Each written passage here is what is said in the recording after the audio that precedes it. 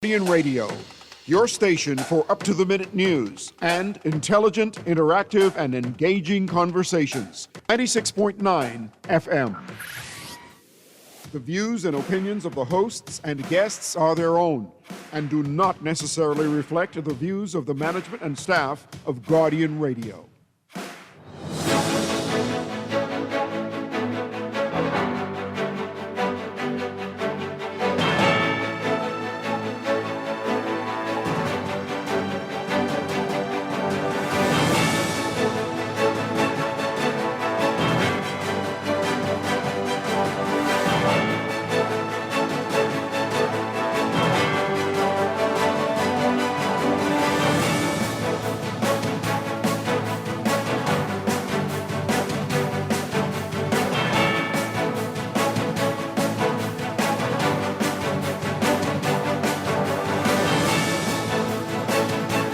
Good morning. Strong reaction to that murder-suicide in Montal Heights yesterday. Reaction also to that shooting in Mason's Addition. And on this Independence Eve, we are talking about learning from the events of the past here in the Bahamas to guide us through the future and what we love and should appreciate more about our country. It's all straight ahead this morning. I'm Dwight Strachan, and this is Morning Blend. It's a new day. Wake up. It's a new day. It's the start of the start. You know that it's the start of the end of the old way. Wake up, new day. Wake up, it's a new day.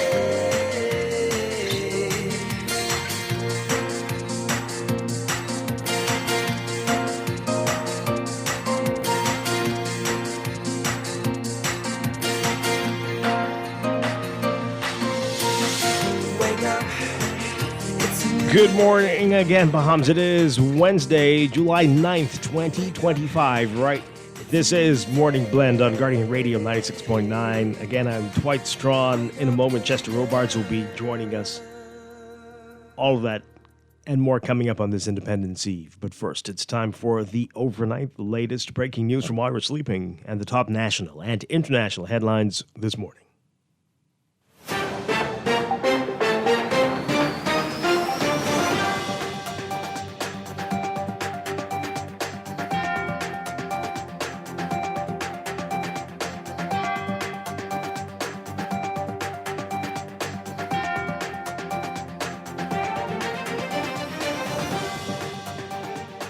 In the overnight, residents in two New Providence communities trying to come to terms with shocking violence in their neighborhoods. In Montal Heights, one 72-year-old resident says that she is trying to make sense of the gruesome crime that happened there yesterday. A 58-year-old man attacked a woman with a cutlass, shot a young girl, and killed a man at a home on Tuesday morning, then reportedly turned the gun on himself and pulled the trigger. He was found dead at the scene, as we told you yesterday. The incident happened around 1 a.m. Police say the man entered the home and confronted a woman whom he eventually attacked with a cutlass. During the argument, he fired his gun at a man in the home, killing him. Also shot. The woman and girl were taken to the hospital and their condition still unknown. Residents of Montal Heights say they were left shaken by the incident. You can read more on their comments in today's Nassau Guardian. Meanwhile, over in Mason's Addition, residents there trying to come to terms with what happened and what led to 4 people being shot. Investigations continue into that matter from Monday night. As we told you yesterday, 4 men ages 54, 29, 24, and 19 were injured. The shooting around 9 p.m. when a white and gray Kia SUV pulled up to a residence on Whitfield Road, and shots were fired from that vehicle in the direction of the group that was outside the home. A female resident of the area who wished not to be named said that when the gunshots went off, she was peeking through her window, saying it sounded at first like firecrackers. A longtime resident said the shooting was shocking and she called the neighborhood peaceful and quiet. They foiled a woman's attempt to jump from the Sydney-Poitier Bridge. Officers arrived at the bridge around 2 p.m. yesterday, where they met the woman attempting to jump. Police say a toddler was also observed nearby in a stroller. Officers were able to intervene and prevented her from harming herself. Both the woman and the child were taken to the hospital via ambulance for evaluation.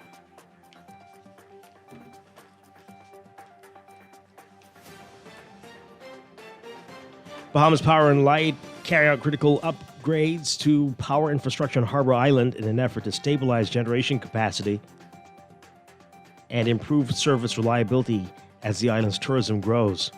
BPL explaining in a statement addressing the power woes over recent days that its efforts on Harbour Island are a result of the heightened demand from hotels, restaurants, and residents after the company suffered several outages over the past months. The power company says these were linked to the aging equipment, technical constraints, and delayed part deliveries, but BPL says it's made strides in improving supply.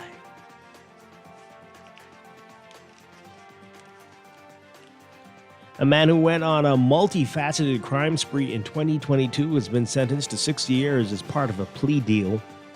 The court heard that Justin Pratt killed a pedestrian in a hit and run in April, was caught red-handed having sex with a minor in May, and committed back-to-back armed robberies in August.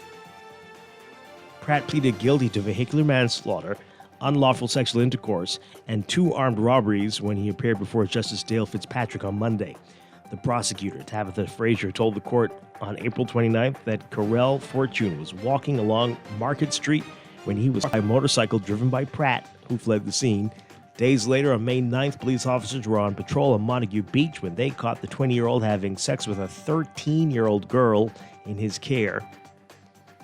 Then Pratt and another man held up the Paradale supermarket on August 30th and 31st. As part of that plea deal, Pratt will serve concurrent sentences of 6 years for armed robbery and unlawful sexual intercourse, and 4 years for vehicular manslaughter. Pratt will receive credit for the time spent on remand.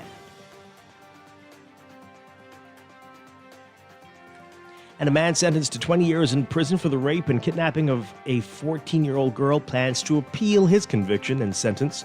Lincoln Poitier appeared in the Court of Appeal yesterday for assignment of counsel and for the matter to be scheduled for hearing. Marianne Cadet of the Public Defender's Office will represent Poitier when the matter is heard on October 20th. Poitier was convicted of kidnapping, forcible detention, and unlawful sexual intercourse in October 2023, following a trial before a judge on January 4th, 2004. Poitier was allowed to take his victim, her younger sister, and 2 cousins to the mall for late Christmas gifts. After the shopping spree, he dropped them at their aunt's home. However, he returned soon after to take the teen to another mall. Instead of taking her back to her aunt's home, he took her deep into the bushes near the airport industrial park, where he tied her to a tree and raped her repeatedly. The girl managed to escape her restraints to seek help.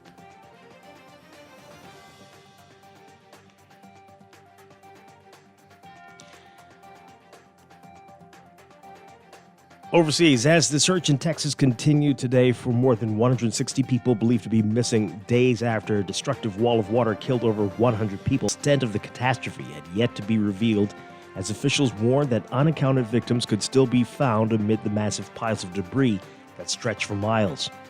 Governor Greg Abbott says officials have been seeking more information about those who were in the state's Hill County during the 4th of July holiday, but did not register at a camp or at a hotel, and may have been in the area without many people knowing.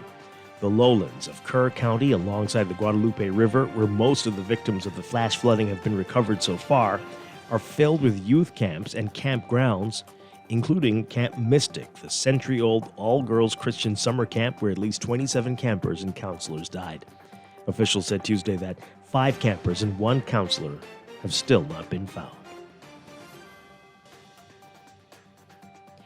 And 3 people have died in a mountain village in southern New Mexico that is a popular summer retreat after monsoon rains triggered flash flooding there, so intense an entire house was swept downstream. A man and 2 children were swept away Tuesday by floodwaters. 3 people earlier had been reported missing, but it wasn't immediately clear early today whether those were the same 3 who died. emergency crews carried out at least 85 swift water rescues in the Ruidoso area, including of people who were trapped in their homes and cars. The water had receded by Tuesday night in search and rescue, and swift water rescue teams were scouring the town for the missing people, while public works crews cleared debris from the roadways.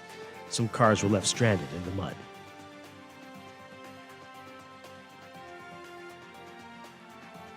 Russia fired a record 728 Shahed and decoy drones at Ukraine overnight, as well as 13 cruise and ballistic missiles. It's the latest escalation after weeks of mounting Russian aerial and ground attacks in the more than 3-year-old war. The city of Lutsk, which lies in Ukraine's northwest along the border with Poland and Belarus, was the hardest. Regions also were struck. Lutsk is home to airfields used by the Ukrainian army. Cargo planes and fighter jets routinely fly over the city. Western regions of Ukraine are a crucial logistical backbone in the war, as airfields and depots there receive vital foreign military aid before forwarding it to other parts of the country. Russian long-range attacks have increasingly sought to disrupt those supply corridors. And at least 40 Palestinians were killed in Israeli strikes in the Gaza Strip, as international mediators raced to complete a ceasefire deal. Israeli Prime Minister had a second meeting in 2 days with U.S. President Donald Trump at the White House on Tuesday evening. Trump has been pushing for a ceasefire that might lead to an end to the 21-month war in Gaza. Israel and Hamas are considering a new U.S.-backed ceasefire proposal that would pause the war, free Israeli hostages, and send much-needed aid into Gaza.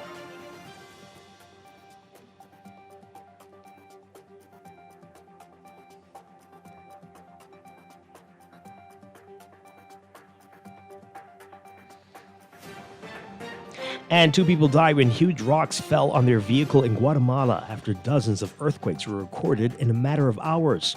The two men killed were traveling in a pickup truck on a local road in the department of Escuintla Tuesday when the rocks fell from a hillside onto the vehicles. More than 37 earthquakes and aftershocks with magnitudes ranging from 3.0 to 5.6 were reported in Guatemala Tuesday afternoon, according to the director of the National Institute for Seismology, Volcanology, Meteorology, and Hydrology. The tremors were felt as far away as El Salvador and resulted in the evacuation of buildings, landslides, and minor property damage. The main epicenter of the quakes was in the department of Zacatepec, with aftershocks in a number of other regions. At least 5 people were buried by landslides, and 2 of them had already been rescued.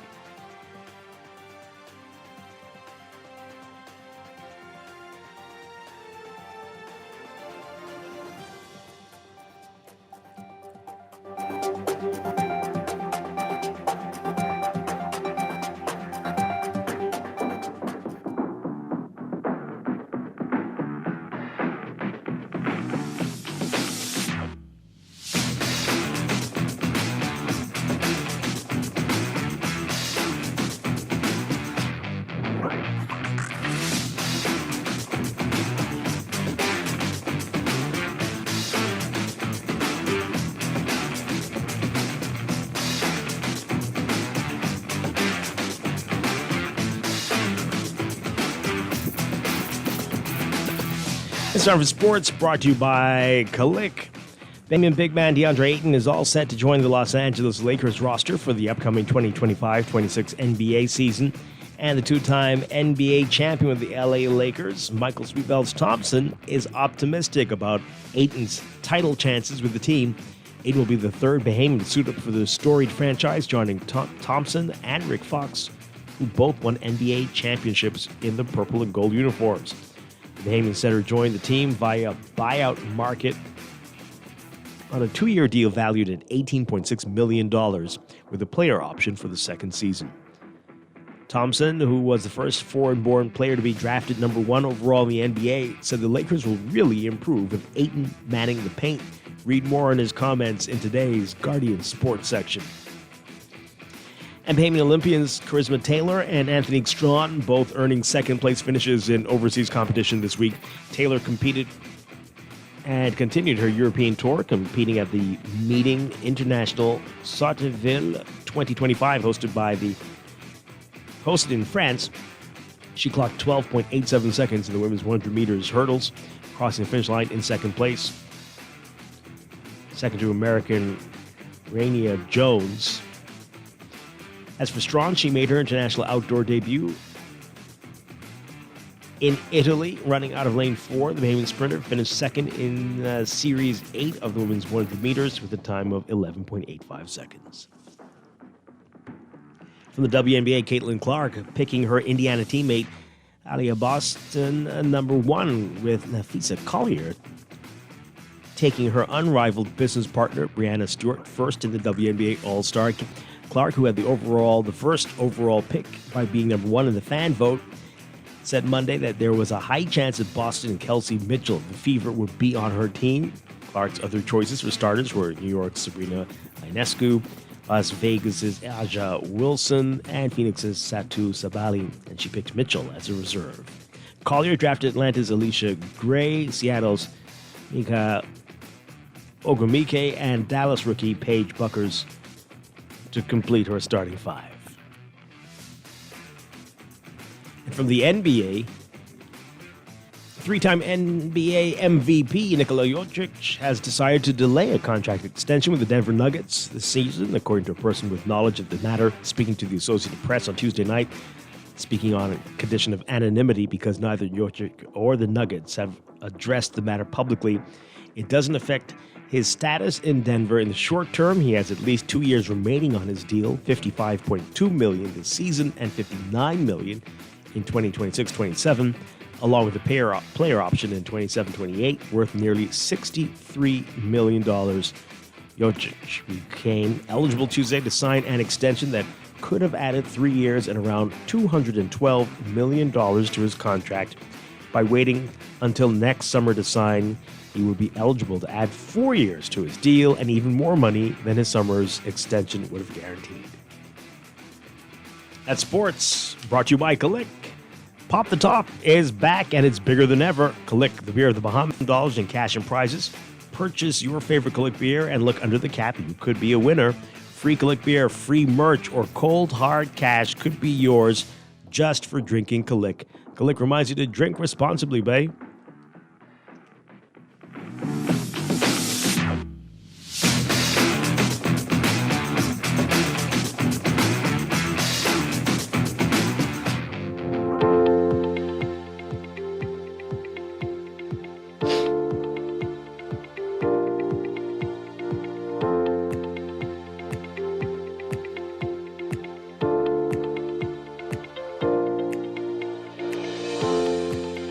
Your first look at weather this morning brought to you by Star General. So we've got unsettled weather that's going to increase across the northern and northwest Bahamas today as a layered trough continues its westerly trek across these areas. Meanwhile, being gentle to moderate winds across the northern islands, while fresh to strong easterly trade winds blow across the central and southeastern Bahamas. So residual shower activity will remain across the northern islands as the trough moves further away from the area, and high pressure is going to become the dominant weather feature across the country before another trough deepens across the northern islands by this weekend. So for today, there is the possibility of isolated bouts of severe thunderstorms, heavy rainfall, even hail, water spouts, and gusty winds associated with that trough as it moves across the northern and northwest Bahamas and even portions of the central Bahamas. So everyone's being advised to pay attention to any warnings or watches. So excessive flooding could happen in the northern and northwest Bahamas during heavy rainfall events, especially in areas already inundated with water. Low-lying, flood-prone areas are at risk, of course, for flooding. Urban areas as well through Thursday, Independence Day. In any event, you're being advised to remain hydrated, wear loose-fitting clothing, and sunscreen when it's not raining, and take frequent breaks. Heat indices could be in the lower triple digits again. And there's a moderate risk for rip currents along eastern and southern shorelines in the central and southeast Bahamas. Beachgoers are urged to remain on shore in the southeast Bahamas and exercise caution in the Central Islands. Your forecast for today for the extreme northern islands: partly cloudy, becoming cloudy tonight, a 20 to 30% chance of showers and thunderstorms, increasing to 40 to 60% by some notch or less, falling light and variable at times. For the rest of the northwest Bahamas, including New Providence, cloudy to overcast today, a 40 to 60% chance of widely scattered showers and isolated thunderstorms, wind southeast at 10 to 15 knots, gusting during showers and thunderstorms. And for the central and southeast Bahamas, variably to partly cloudy to cloudy, a bit windy for the southeastern islands, a 30 to 50% chance of widely scattered showers and isolated thunderstorms in the central islands, with winds easterly at 15 to 20 knots with higher gusts, a 10 to 20% chance of isolated showers and thunderstorms for the southeastern islands, winds easterly at 20 to 25 knots. Temperatures today, look for highs around 91 Fahrenheit, but the heat index will make it feel like it's 108 Fahrenheit. It's 42 Celsius. Overnight lows tonight getting down to about 81, 82 Fahrenheit, 28 Celsius. That's your first look at weather this morning. We'll have your extended outlook coming up. And our general insurance made simple.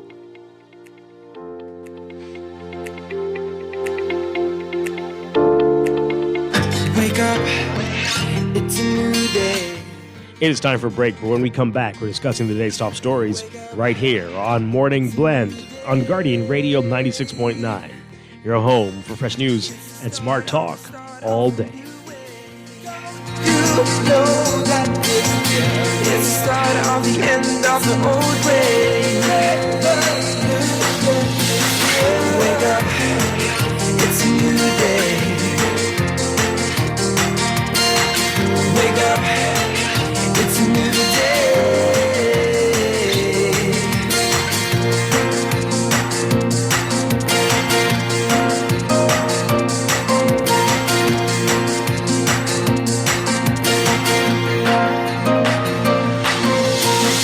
Wake up, it's a new day. Throughout history, from bartering in ancient markets to the invention at the heart of the way we pay. As time marched on, so have we, from barter to cash and cash to digital. Whether you pay with an online bank transfer, digital wallet, or contactless card, with digital payments, options abound. The world never stops evolving, and neither should you. Choose freedom, choose flexibility, choose convenience. The future of pay is digital. Visit us online at livedigitalbahamas.com and on social media. Planning for retirement can be overwhelming, but with CFAL, it doesn't have to be. We offer tailor-made individual, group, and pension solutions that take the guesswork out of retirement planning. Whether it's for you or your company, don't leave your future to chance and let the trusted hands of CFAL's experts guide you toward peace of mind and financial stability. Costs and affordable monthly payments make it easy for you to build wealth so you can live well. Visit us at cfal.com to start on your path toward financial freedom. CFAL, growing wealth for future generations. At Cleveland Clinic, care is everything.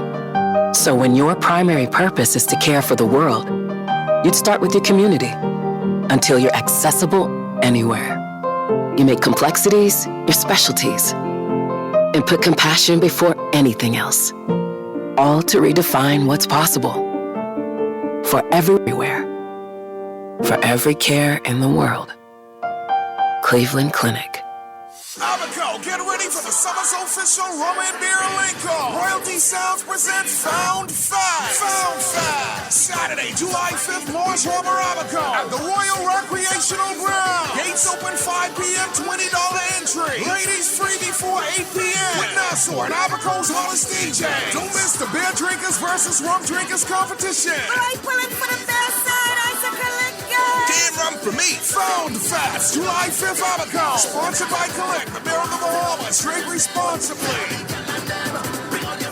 Looking to elevate your gadget game, or are tech troubles simply slowing you down? Escape to a world of innovation at Custom Computers, your go-to store for the latest cutting-edge tech. Whether you need to upgrade your life with the best from Apple and Windows, or your device needs a little TLC, the Custom Computers Know-How Store is the destination for unbeatable expertise and quality repairs. With 2 convenient locations, there's a Custom Computers near you on Patton Street in Palmdale and Caves Village, or call 396-1100.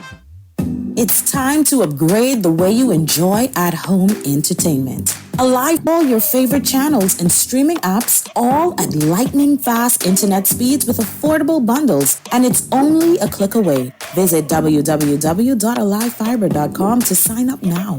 Stay connected, live your life. It's good to be alive.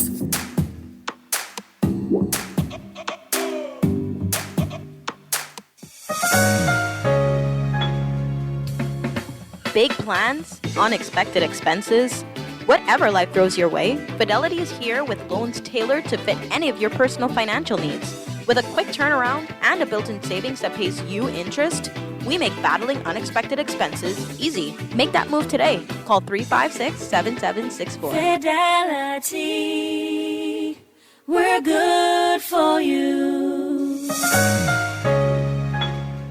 Wake up, it's a new day. Wake up, it's a new day.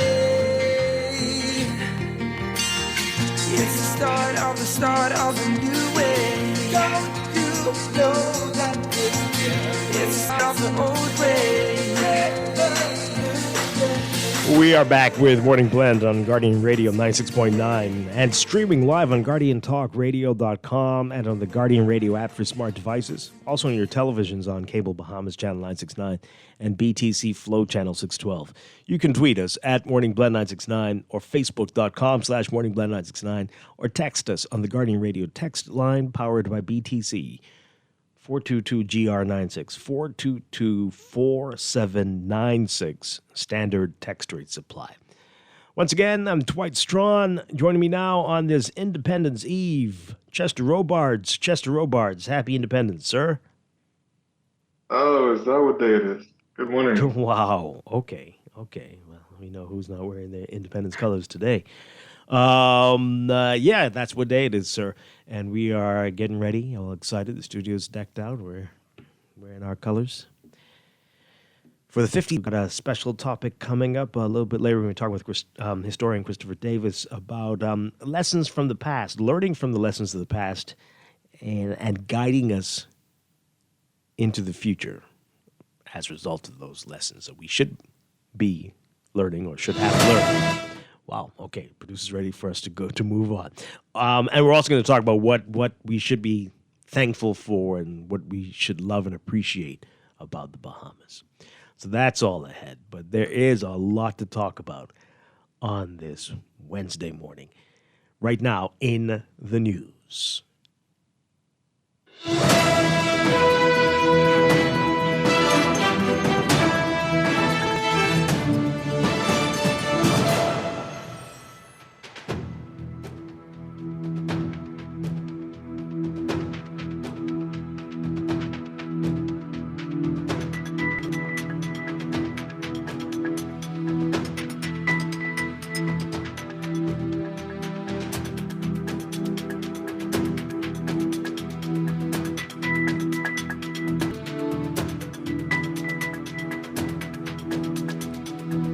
And in the news, the stories we talked about yesterday are making headlines today. The murder-suicide yesterday morning in Montel Heights, residents in the area reacting to it, and residents in Mason's Addition reacting to the 4 men who got shot there on Monday night.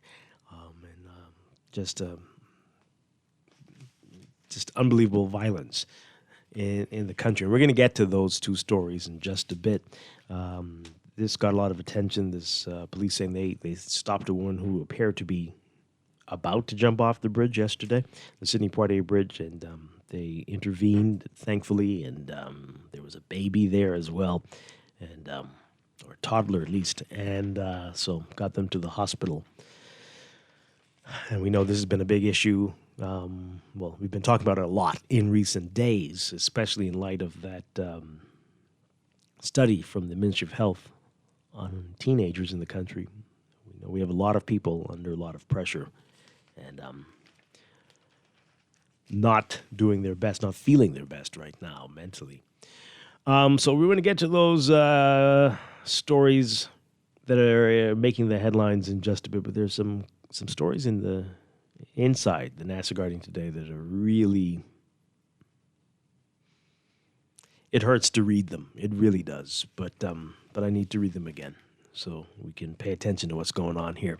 So this story, our Artesia Davis really has some amazing court stories. Man sentenced to 6 years for 2022 crime spree. Need you to pay attention here. Listen to all of this. So, a man who went on a multifaceted crime spree in 2022 has been sentenced to 6 years as part of a plea deal. Court heard that Justin Pratt killed a pedestrian in a hit and run in April, was caught red-handed having sex with a minor in May, and committed back-to-back armed robberies in August. Pratt pleaded guilty to vehicular manslaughter, unlawful sexual intercourse, and 2 armed robberies when he appeared before Justice Dale Fitzpatrick on Monday.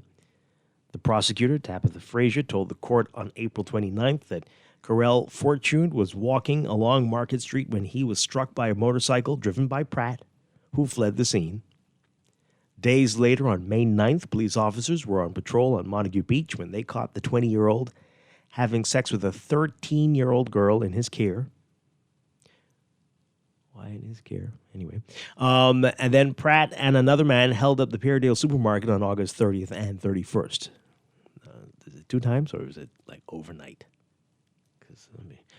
As part of the plea deal, Pratt will serve concurrent sentences of 6 years for armed robbery and unlawful sexual intercourse, and 4 years for vehicular manslaughter. And Pratt will receive credit for time spent on remand. Well, isn't that nice?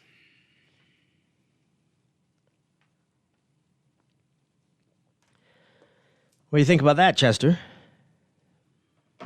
I think we need to unplug this place and plug it back in. Press reset? Yeah. Yeah, that too. I think the circuit tripped or something. Man. Wow. Then there's this one. Man who kidnapped and raped teen girl appeals. Well, I mean, you have the right to appeal, but it's just still shocking when you hear about it. You remember this case, right? Artesia Davis again writing, it's to 20 years in prison for the rape and kidnapping of a 14-year-old girl. Plans to appeal his conviction and sentence. Lincoln Poitier appeared in the Court of Appeal yesterday for assignment of counsel after the matter to be scheduled for hearing. Marianne Cadet of the Public Defender's Office will represent Poitier when the matter is heard on October 20th. Poitier was convicted of kidnapping, forcible detention, and unlawful sexual intercourse. I mean, so we don't call it rape when it's like that, because that sounds like outright rape. In October 2023, following a trial before Justice Renee McCain. On October 4th, 2004, this was a long time ago, my God, Poitier was allowed to take his victim, her younger sister, and 2 cousins to the mall for late Christmas gifts. After the shopping spree, he dropped them at their aunt's home. However, he returned soon after to take the teen to another mall. Instead of taking her back to her aunt's home, he took her deep into Industrial Park, where he tied her to a tree and raped her repeatedly. 14-year-old girl.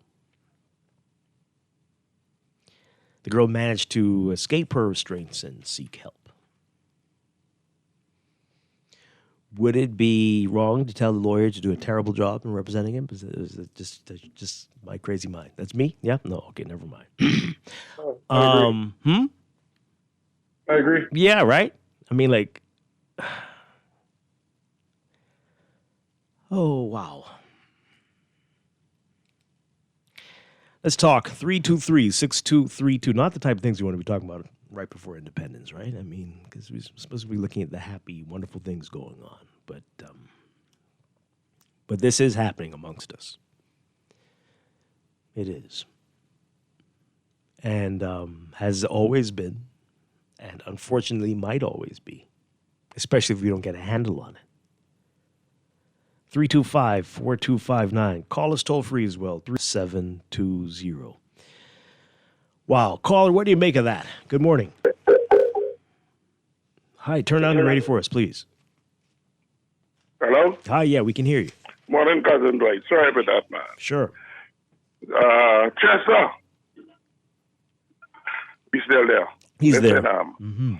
Nana Boy, GNN. Dwight, I always call the talk radio shows, and sometimes I get cut off for being upfront and honest, because Grammy tell me don't lie. Don't ever lie. Call it for what it is.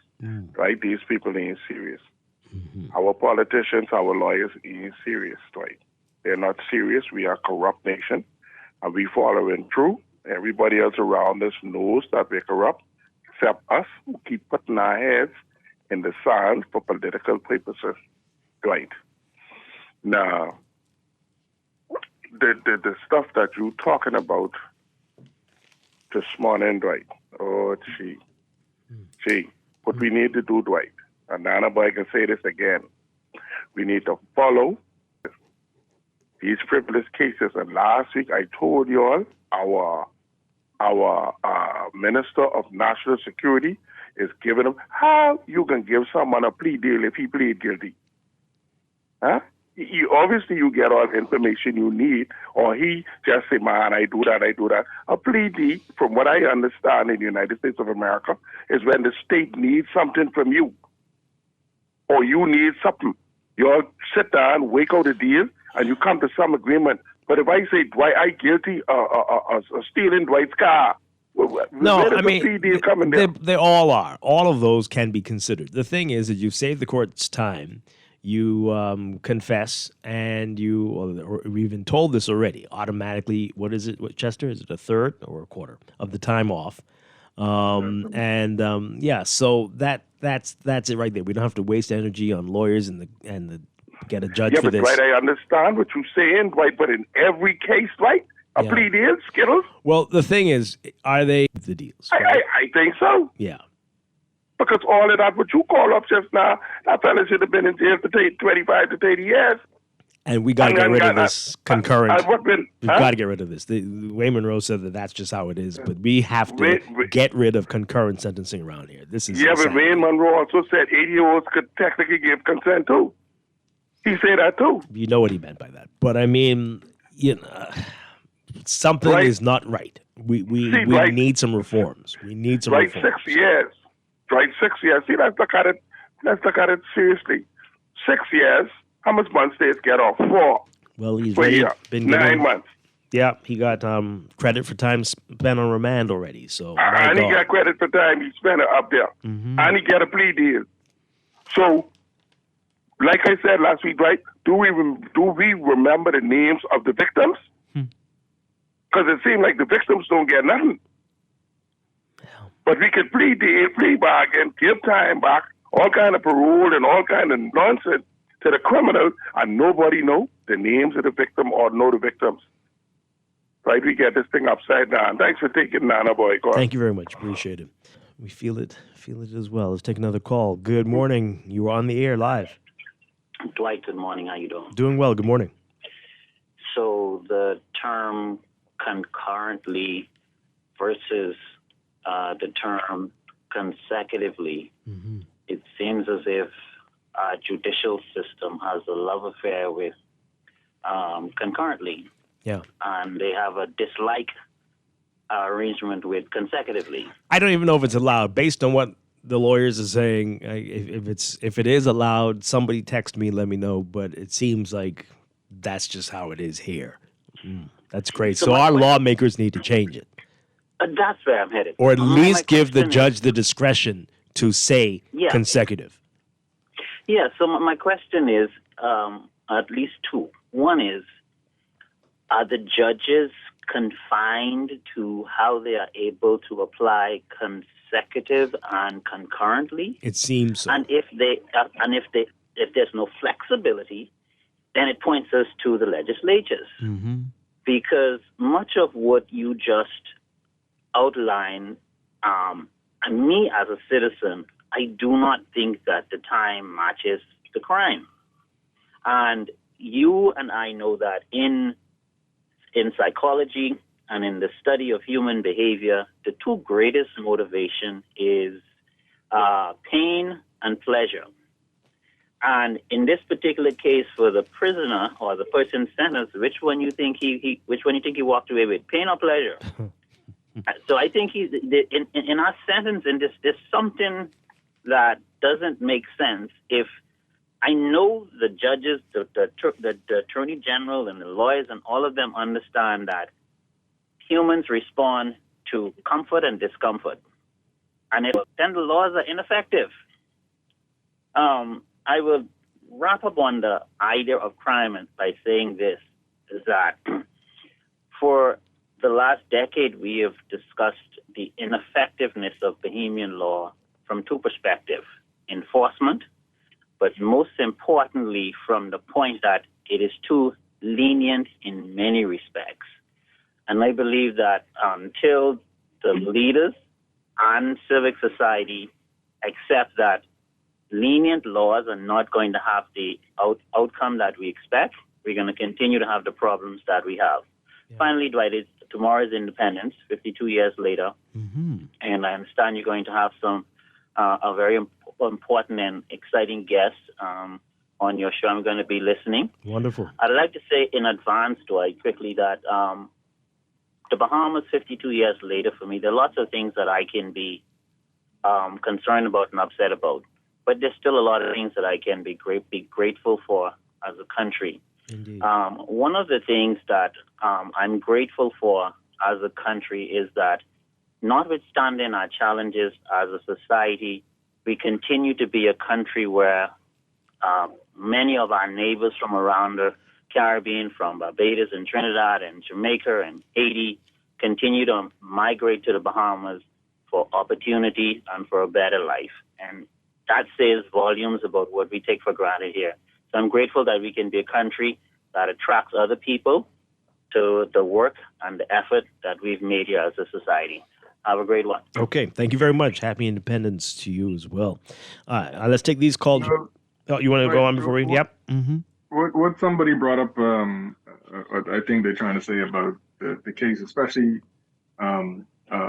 retribution, and the rape case, which is basically rape, kidnapping, and torture, from what I hear in the story, should be considered separately. And when you try a person for rape and statutory rape, and then also with armed robbery, and then lump everything together, the victim is lost in there. Yeah. Because you're dealing with three things, and then you're trying to adjudicate on all three things. Yep. It's unfair. That's incredibly unfair. Nonsensical to me. Yeah, absolutely. The victims don't matter. I mean, somebody was killed. He killed somebody and raped statutory. Yeah. Of a teenager. I forgot the hit and run. Yeah. It's unbelievable. 6 years. And again, if this happened in 2022, we can assume that he was arrested in 2022. I don't know if he's been on remand this entire time, but what is he looking at? 3 years at the most? Why wouldn't they have been, even if he had pled guilty, why wouldn't they have been 3 different incidences that he would have had to plead guilty to, so that each one carried a separate sentence and they could throw this concurrent foolishness out? Well, again, that is what it was. So he's serving. But concurrent doesn't make sense then. Right. It never makes sense. Because it's 6 years for armed robbery, and I guess 6 years for unlawful sexual intercourse, and 4 years for vehicular manslaughter. But it seems like they got lumped together. They do. It makes sense. And credit for time served. I mean, seriously? Wow. Wow. Which leaves the victim's family wondering, the rape, torture, kidnapping victim is wondering, well, what part of the sentencing had to do with me?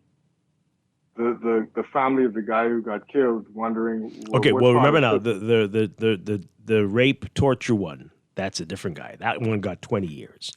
This one, he was with a 13-year-old, so it looks like that was consensual, right? But she's only 13, so that's crazy. So yeah. Keep your criminals straight but, here, Chester. Yeah, I'm sorry, getting these criminal calls. Yes, don't get all them in a bundle. No. basket. But again, in those cases, and I was just trying to make the point that when you take each case individually, are the victims thinking, well, what about me? Like, which one of these was like really for me? Well, I think victims, sadly, in the Bahamas know very well that this is never about them, and nothing is. They're an afterthought. It appears. Been very few times when it appears we really, really wanted to send a message and feel for the victim. Very few times. And the problem is now is that you're reading all these crime stories now is the time to send messages. Real hard messages. And again, our legislators need to be listening. You're going to come to us in the next few weeks for our votes. But what are you doing to make our lives safer and easier? What are you doing? Are you even thinking about these things? Let's take this call. Good morning. You're on the air. Yes, good morning, Mr. Dwight and Mr. Chester, by extension, the White of Bahamas. Hi. It doesn't make sense. Dwight, it makes sense to some people, and some people are benefiting from it. And sit in and look from the seat of common sense. These persons that we have that are shaping our laws and stuff like that, these are learned. They're not learning men. They are learned men. They thoughts and ideas that we haven't even thought of thinking of. These guys have it in their head, their pockets and stuff. The system is working perfectly for them. If we were able to access information, right, with the media, I can advise the media ought to, all those cases like that, see who are the lawyers, see how many cases they had like that, see the law firms they're connected to. And that's like as part of investigative journalism. I mean, what would that do? If we know the lawyers, what are you trying to say? They're following the law. So what's your point? No, right. Okay, I can break it down smaller for you. Certain lawyers would not be able to get certain deals. That's why we get what you call household name lawyers. Once you get this particular lawyer, you straight. You don't have to worry about nothing. Oh, wow. All right? Okay. And, I mean, that's a serious claim. I don't know if you can back that up. That's a very serious claim.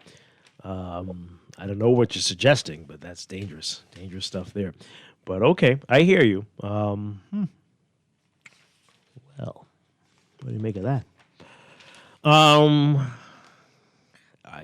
think it appears that almost any lawyer can agree to get everybody to come together with a plea deal, though. I don't think it takes much. Not much at all.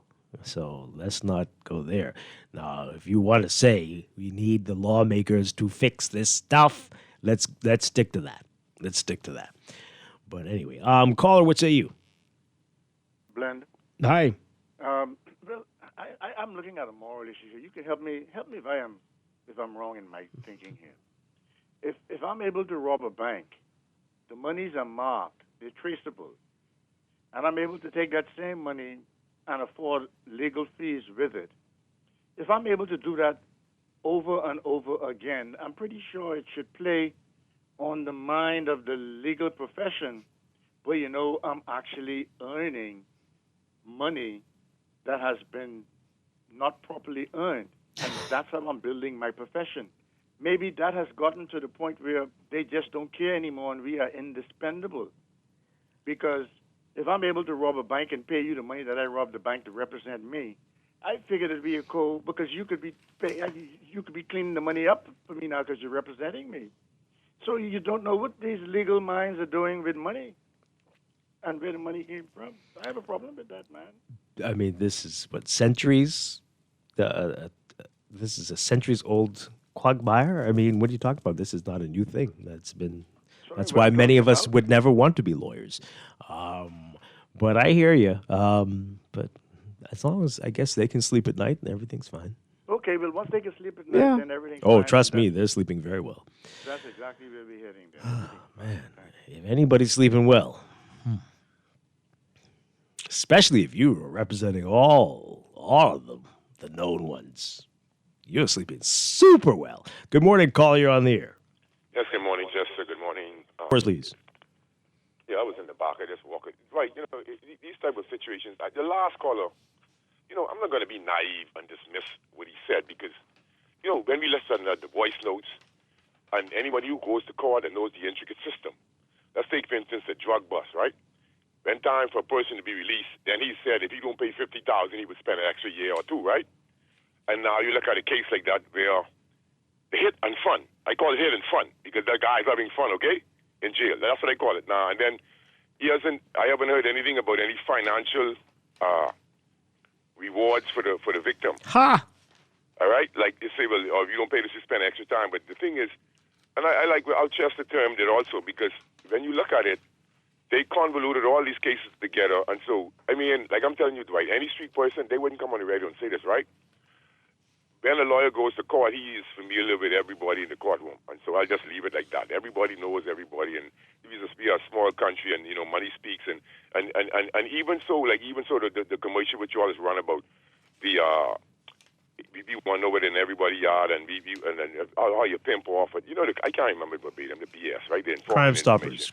We have that same model for everybody, the professionals, also even the police, where we don't have to go to the complaints unit. We could have a secret entity that we could go and report what we see. Because when you have a country where you cannot report what you see because the person is a law enforcement officer, the person is a lawyer, the person is that, what does that make us? How can we decide to solve the problem of a crime? When you have unabated migration and you're talking about, you're just wallowing in ignorance really with these conversations, Mr. Strong. But then what I was most appalled about when I listened to the detail, you listening, Chester? Was this imbecile and this ape, right? Who tied up the young lady and left her. This is what I was concerned about. You see me? I have two daughters. And so maybe if the family member, somebody becomes psychotic temporarily and then they just decided to do something that this person is out in another 3 or 4 years because of good behavior, and then he gets caught up in the same type of behavior because I think the gentleman who called earlier, basically I know it as positive and negative reinforcement. So what I'm saying is this is a positive reinforcement whereby even you see with murder cases where guys have a field day bragging and moving around ankle bracelet and then people are supposed to look at them and get scared. This is what they're saying. So this is the type of society we're breeding. Also, this problem of crime is very simple. You listen to Justin Dwight? I keep telling you guys about this. I'm going to pull this. I wish I had your phone numbers to share this information. There's an experiment done with rodents decades ago from the 40s and 50s in which rodents were placed in a compartmentalized blocks and they were allowed to proliferate within this confined space. The rodents stopped proliferating, and then they also became violent, very, very violent, and especially with food rations, etc., and even when it was not even being fed. So this experiment really is designed for humans. So NASA's only 7 by 21. Everybody and someone knows someone. So what I'm saying is you're piling up a country small, but you don't expect to have more interactions and traffic and there's social interactions in the social ecosystem, but you want everything to be cool, but then you're being more lenient as we see the proliferation. I spoke with Aaron a couple of weeks ago because I was very upset about the baboon, the barbarian, who they used to the one that happened up at the marina the other day, right, Chester? In which the young lady was pulled into the car, right? You remember that, Mr. Strong? Heard about it, yes. By Bayshore Marina, somewhere in East Bay Street, and victims pulled in the car. Yes. Into the car, whatever. Yes, What I'm saying, Mr. Strong, it's frightening for me that we have these type of things around freely. And so maybe if it was someone in the elitist group family, then you would see a better result. And then, like I say, the guys said we are indispensable. So you're wondering why DeAndre and maybe the lady, I don't know, the rest of them, they're making these statements. DeAndre made these statements to the lady who was on the other day that they don't feel safe in their bed. This is why, because I even explained to my young daughter, no, she ran away. I tell her whenever she go out shopping, be careful of these cars that park on the side with tinted windows. If you don't see anybody come out, or if you don't see anybody, these are the type of scenarios. Anytime they hitting and they turning on lights and hitting your car, doing all kinds of things to get you to stop. But the police have to do a better job of making the public, especially females, conscious about what's going on. You know all these type of things. So those young ladies have fathers. You don't know how they're going to react. I'm hopeful that it never happens to any of my little, because I can't take it. And then you would say, oh, wait. See, no, Mrs. Tony, don't go like that. That means your life is meaningless and pathetic. You're living your life without any meaning. And so that's what it seems to be with the justice system, where you can't get justice, but they're dispensing it the way they want to. And you see it. You know, what's going on with these cases with the police officer the other day, with the recent voice note, not the one with Michael Johnson, the next one, threatening another officer. Where is he? Lots of questions. He's out front and nothing is happening and everything goes into oblivion. Dwight, give me a break. This country could be a better place. Absolutely can. Thank you so much. Lots of passion there. Wow. Let's take these calls quickly before we have to take a break. You want to say something before we get to this one? I was just going to say, I think we're in a state of emergency, but we could never activate something like that because of our tourism product. Well, that's interesting. That's really I interesting. think we're in a crisis. I honestly do. Well, we definitely are in a crisis. Definitely are. Let's take this call. Good morning. You're on the air. Sorry for calling back, but 52 put something, all of the stuff I wanted to call back and say, right? But let me show you how sick these lawyers are. A part of what 52 say. They got a core of lawyers that they go to. When I got in trouble, when I had my nightclub, and then they found a bulletproof vest in my nightclub, half a bulletproof vest, you know. When I was arrested for that, I don't know why, but one of the criminals who attended my nightclub told me which lawyer to go to. I ain't gonna call no name. They tell me what lawyer to go to. So once they send their people to such lawyers, now the criminals are so smart, they know now the more crimes they do, 6, 7, 8 crimes, like Chester was saying, he had a problem with, they get one sentence. This how slick these criminals are. They on top of the lawyers. He know if he do 7 crimes, he only could do what it is, Chester? What it is? Consecutively or concurrently? Concurrent, yeah. Mm-hmm. He do 6 crimes and he can get 3 years concurrently. Thanks for taking GNN, Paul. Okay, all right. Imagine you got people in the street thinking that way. I'm sure they do. They've seen it. They see it. They know it better than we do. That's the thing. Let's take this call. Good morning, call. You're on. Happy pre-independence to both of you. Same to you. Same to you. The passion this morning is very real because this is the conversation, as well as so many others that we've been having, that we open to the public and hopefully to the awareness of those who govern over us, especially our legislator and legislation. You know, it is sad that we here can see what's going on, but yet nothing appears truly to be done. The lawyers in this country, whereas we are blaming them to a point for persons representing such people as what we heard this morning. The bottom line here is what we have to understand is the lawyers can only follow the letter of the law, what the law allows them to practice. This whole issue doesn't even really fall on the Minister of National Security per se. This issue really falls in the office of the Attorney General. And yet nobody, because the Attorney General then can make their statements, their cases, and then send it on to the Cabinet of the Commonwealth of the Bahamas. That includes the Minister of National Security. We are not putting these fingers in the right places where they need to go. It is Honorable Ryan Pinder, and I'm calling him by name because he is the Minister of he's the Attorney General. No. You blame the cabinet. You blame the administrations. The whole administration is at fault for this because the like this. I know it's going to be many different administrations. Grounds, but it'll be that it seems as if the whole legislation needs to be turned upside down, shaken out, and then be stacked piece by piece to bring about a transformation in how justice is dispensed in this country. It is just sad that it seems for the smaller man that a lot of these things are perpetrated and there's a whole saying that says if you did the crime then you need to do the time, but the time that's being given for the crimes that has been committed, it is not. It doesn't seem sufficient. I thought you were going to rhyme just now. We have to fix the system if we want justice. Yeah, absolutely. That's all I have to say on this morning, but I can call back later on something else. Okay. Thank you for taking my call. Sure. Wow. Yeah, I'm going to do one more. Hi, caller, you're live on the air. Good morning. Hey, hello. Hi. Yes, you're live. We can hear you. You can hear me? Yeah, we can. All right, Dwight. If the problem what I see we facing, like everybody, I know where some people living, right? But I mean, in the Providence, right? We know. I mean, some of us know, right? There's a small pool of criminals, Dwight. You know, all us as criminals, It's a small pool of criminals when you relate to the Bahamas, right? And our lawyers, right? It's a big pool of lawyers, Criminal lawyers is like over 1,500 of them, right? So let's look at it from the other way, right? Here's my reason why they wouldn't change them sentences, because we need to get our customers back on the street, right? See, we're looking at these people as criminals, but the lawyers and I hear you. That's an interesting theory. Customers, Dwight. No, wow.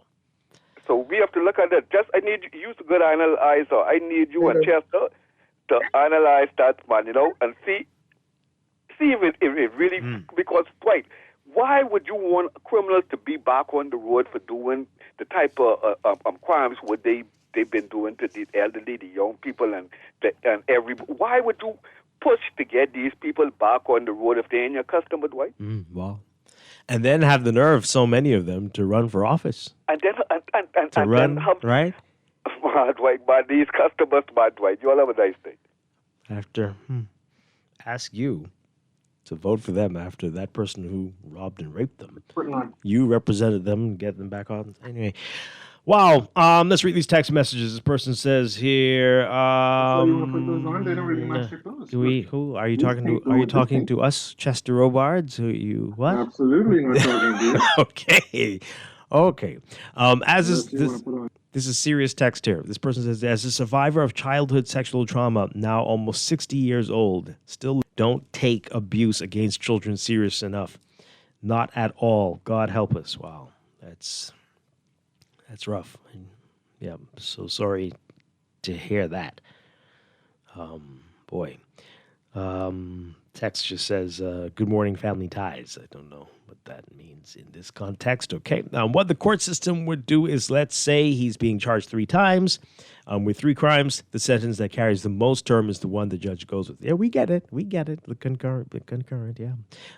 We don't know if it's fair, if it's right. Somebody died here. And that one, he got the shortest time for that one. It's crazy. Yeah, I don't know. He'll be out in a couple of years. He's a young guy. He's going to be out in a couple of years. You think he's going to get the reform that he needs at that place? You think so? Ah, boy. Anyway, the text goes on to say each sentence for major crimes should not be less than 12 years for minor crimes, but not less than 5, but not more than 10. What now? When the case is peculiar, the judge will use his or her discretion. Yeah, you see that happening? Ah, boy. We got a lot more to talk about, folks. In just a bit, we're going to break. This is Morning Blend on Guardian Radio 96.9. A whole lot more of your text messages coming up. 1973, the hangman's everywhere were free, free to shape their destiny, land of the rolling sea,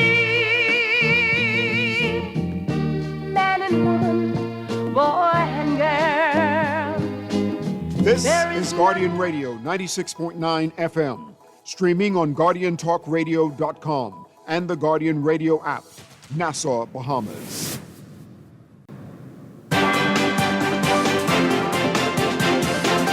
On your first look at traffic, brought to you by RBC. With RBC, reaching your goals happens here. So we've got a traffic alert as a result of the independence celebrations that begin tonight. So as of 6 o'clock, this evening until 1 a.m. tomorrow morning, these streets are going to be closed to vehicular traffic. So West Bay Street between Nassau Street and Chippenham Road, both sides. Marcus Bethel Way between West Bay Street and Infant View Road, both sides. Dean's Lane and Marcus Bethel Way, both sides. And Gibbs Lane, both sides. So starting at 6 p.m. and continuing until after the Independence celebrations at Clifford Park. To ensure traffic management, vehicles heading east on West Bay Street will be redirected south onto Chippenham Road. Additionally, traffic on West Bay Street will be diverted south onto Nassau Street. Local traffic within the affected areas will also be rerouted out of the area. So keep that in mind if you're going to be in that part of the area not heading to Clifford Park. And even if you are heading to Clifford Park, just keep that in mind tonight, beginning at 6 o'clock. That's your Morning Blend Traffic Alert. We'll have your real-time traffic coming up in our 8 o'clock hour. Morning Blend Traffic brought to you by RBC. With RBC, your ideas happen here.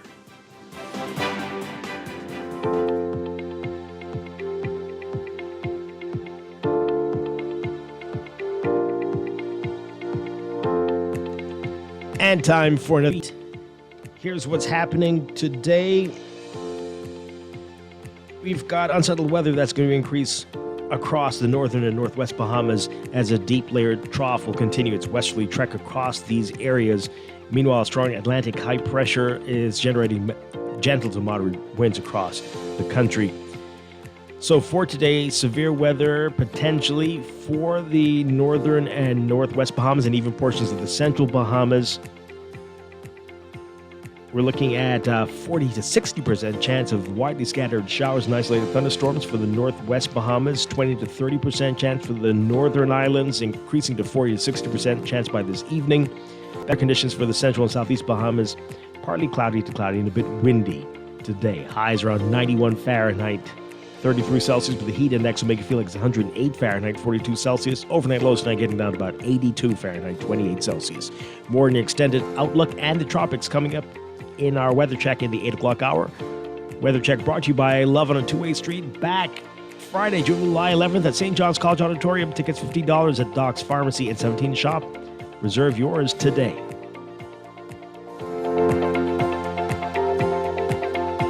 When can I open my eyes? Not yet.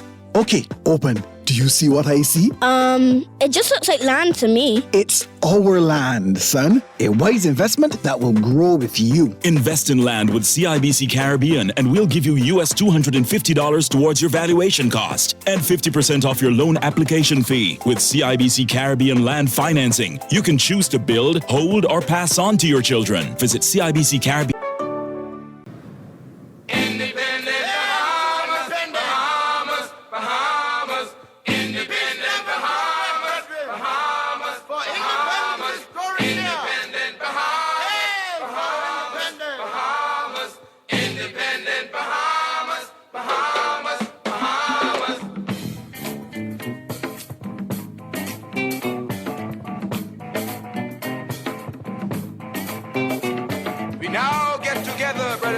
To join in unity for independence.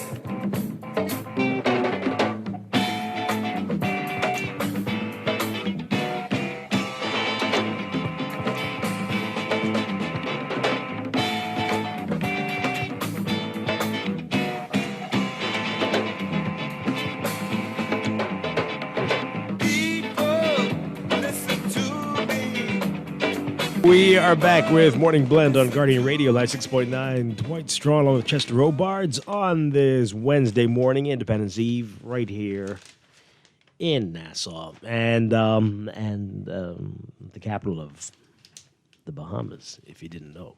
What is? Nassau. Oh. Yeah.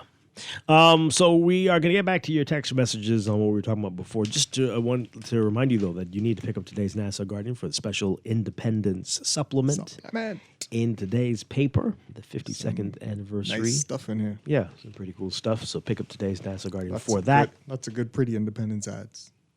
Okay, you might want to see that too. Yeah, of course. That's happening.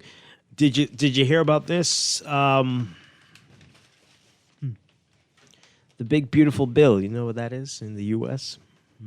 Adds $250 to what? So, Tribune reporting on this. We've seen this in other publications as well. Yes. Other Caribbean publications. Yeah. Widely actually covered. Bahamians applying for United States visas face significantly higher fees under sweeping new immigration legislation signed into law by U.S. President Donald Trump. Oh boy, they have former in here. What's going on, Tribune? Oh, Really? wow, Kicking him out already. Oh my God! How? What? What? Y'all? It's been nice knowing you. Don't you can find that. What You can the find heck? that. You can see that on some social media site. Good Lord. Anyway, wow. So I mean that Getting passed sanctions. the writer and the proof. Anyway, woo. Anyway, let's focus on the legislation. It's true, but also not true. Right. You don't need to mention that anymore, though. Right? Well, no, you don't. No, of course not, because given that he's talking about a bill that happened now. And he's the president. Right. That's crazy. Anyway, oh Still my kind of gosh. true. That's We're going to get sanctions for that. we put it right where it was said. Over there. Anyway, the legislation titled the One Big Beautiful Bill introduces a mandatory $250 visa integrity fee on all temporary visa applications, including those for tourism, study, and business. The fee will be added on top of existing visa processing charges, sharply increasing the overall cost for applicants. Wow. So currently a standard U.S. tourist or student visa application, the B1, B2, or F, J, or M visa costs $185. So for students and exchange visitors, additional fees, is that what they are? Yeah. These fees of $350 or $220 respectively. And these are going to apply to those. And petition-based visas. Wait, what? So for the student and exchange visas, student visas, additional fees of $350. And for exchange visas, additional fees of $220. Oh, additional. Yeah. So it's not $250 across the board. No. I mean, it depends.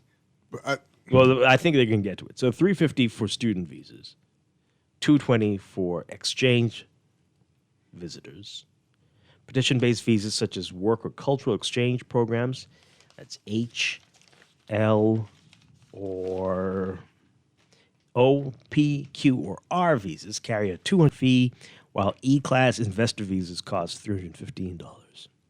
The K visa for fiancés. They just went through all the visas. Yeah, yeah. Oh, okay. The K, I think we'll get to the regular visitor visa in a bit.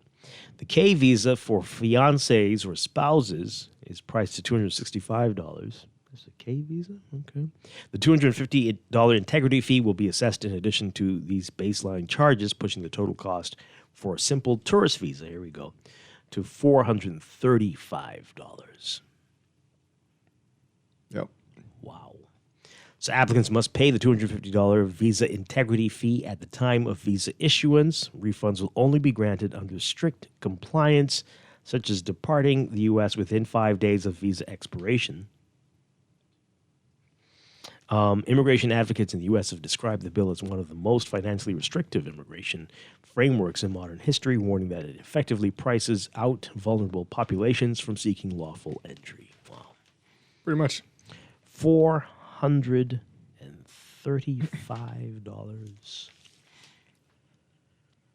Welcome to the new world, son. That's mad.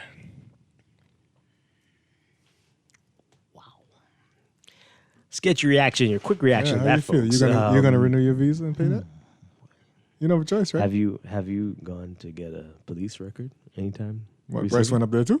No. It's just the wonderful experience. Oh, I thought you just do it online. Oh, you still have to pick it up though.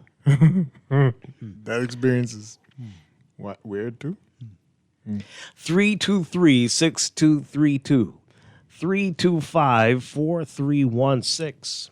325-4259. Call us toll free. 242-300-5720. Tweet us, Facebook us, text us 422-4796. So the wacky part is the refund. So you Yeah, I you don't could apply understand for that the part. refund. You Uh-huh. could apply for the refund. I think they said if you don't use it too, right?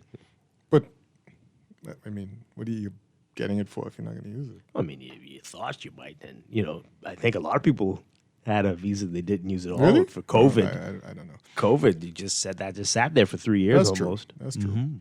But nobody knows what the application process for the refund is like. How long it's going to take? Because if you wait until it's expiring, well, you're going to have to pay another $250 anyway if it remains the way it is after Donald Trump. Can they just apply it to the new? Well, that's the question. Right. If you applied for the refund, is that a thing, right? Or just transfer it? Right. Exactly. Interesting. Well, when does that go into effect? I Is think it already? 2026. Oh, yeah? I think so. Oh. Like So it's time to go. I found it very difficult to find the actual information in the big beautiful bill. It's many pages. The triple B bill. Mm-hmm. The triple B Act. I don't know, whatever it is. It is, Well, man. It's it's 1,000 something. 2026. It's 1,000 something pages. Get to it now, folks. Okay. I think it's 2026 from Yeah. what I was looking at. Although apparently effective immediately, you might not have to take off your shoes anymore if you're I saw going that. through TSA. TSA, right. So that is pretty good. So the technology is good enough now that they can scan you, screen you while you walk through the stuff. Which tech? They, stick up your hands and make you That one? and that thing that comes around. Yeah. We have that at LPIA. I can't No, remember. I don't think so. I can't remember. And if we have it, we don't use it. You sure? No, I don't know. Positive. That. Well, I'm trying to remember. I think No time in the last year that I've gone through LPIA have I used one of those full body scanners. Maybe not. They got the new baggage things where you don't have to take your computer out. Right. Yes. And then they got to rest these big heavy things on top of things because the machine want to suck everything up. Right. Yes, I experienced that one. Interesting. I thought that was drugs when I first saw it. I was like, why these people get drugs in it? Let's hear what this caller has to say. Good morning. You're on the air. Hi. Are you there? All right, man. I don't see anything wrong with it. With $435 for a visa? No, see, like everybody is pointing the finger at America, right?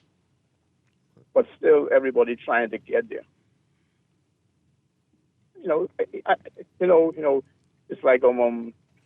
It's like it's now over. Now, I don't appreciate it, but I can't see the Americans. I can't see the Americans doing, anything else. Okay, I hear you. Sure, they have the right to do whatever they want. That's what it is. Let's just say that when the Bahamas increases fees for certain people who we know can afford them, there's all kinds of people writing letters and all kinds of complaints, and this is going to destroy this, and you don't know what we'll have to go somewhere else, so you people will suffer. And okay. Well, anyway, if you buy a Nigerian visa online, like through their app, it's $300 and something. Oh, that's a real thing. I thought you were about to tell a joke. No, okay. no. Well, I was surprised too. I'm just like, how much to get into Nigeria? Whoa, $25 to get into Egypt. Oh wow.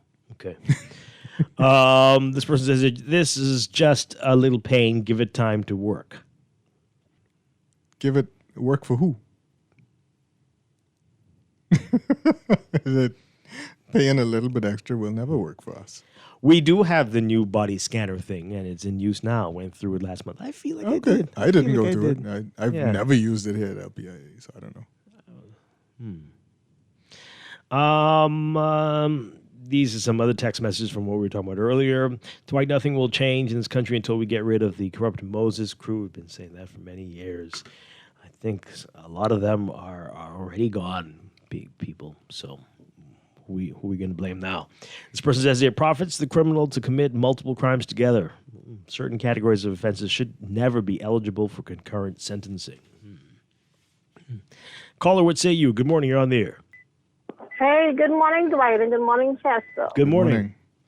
You know, what amazes me with when, like lately, when America does things, that people seem to think it's just that. There's always more to that. And they have done it and proven that they start out with saying, okay, this is what we're going to do. We're going to get it, and then turn around, and it's gradually seeping into a whole other things. It's like it's opening up a can of worm and take one out and then all go run away. This is just a part of something else, another plan that they have coming up.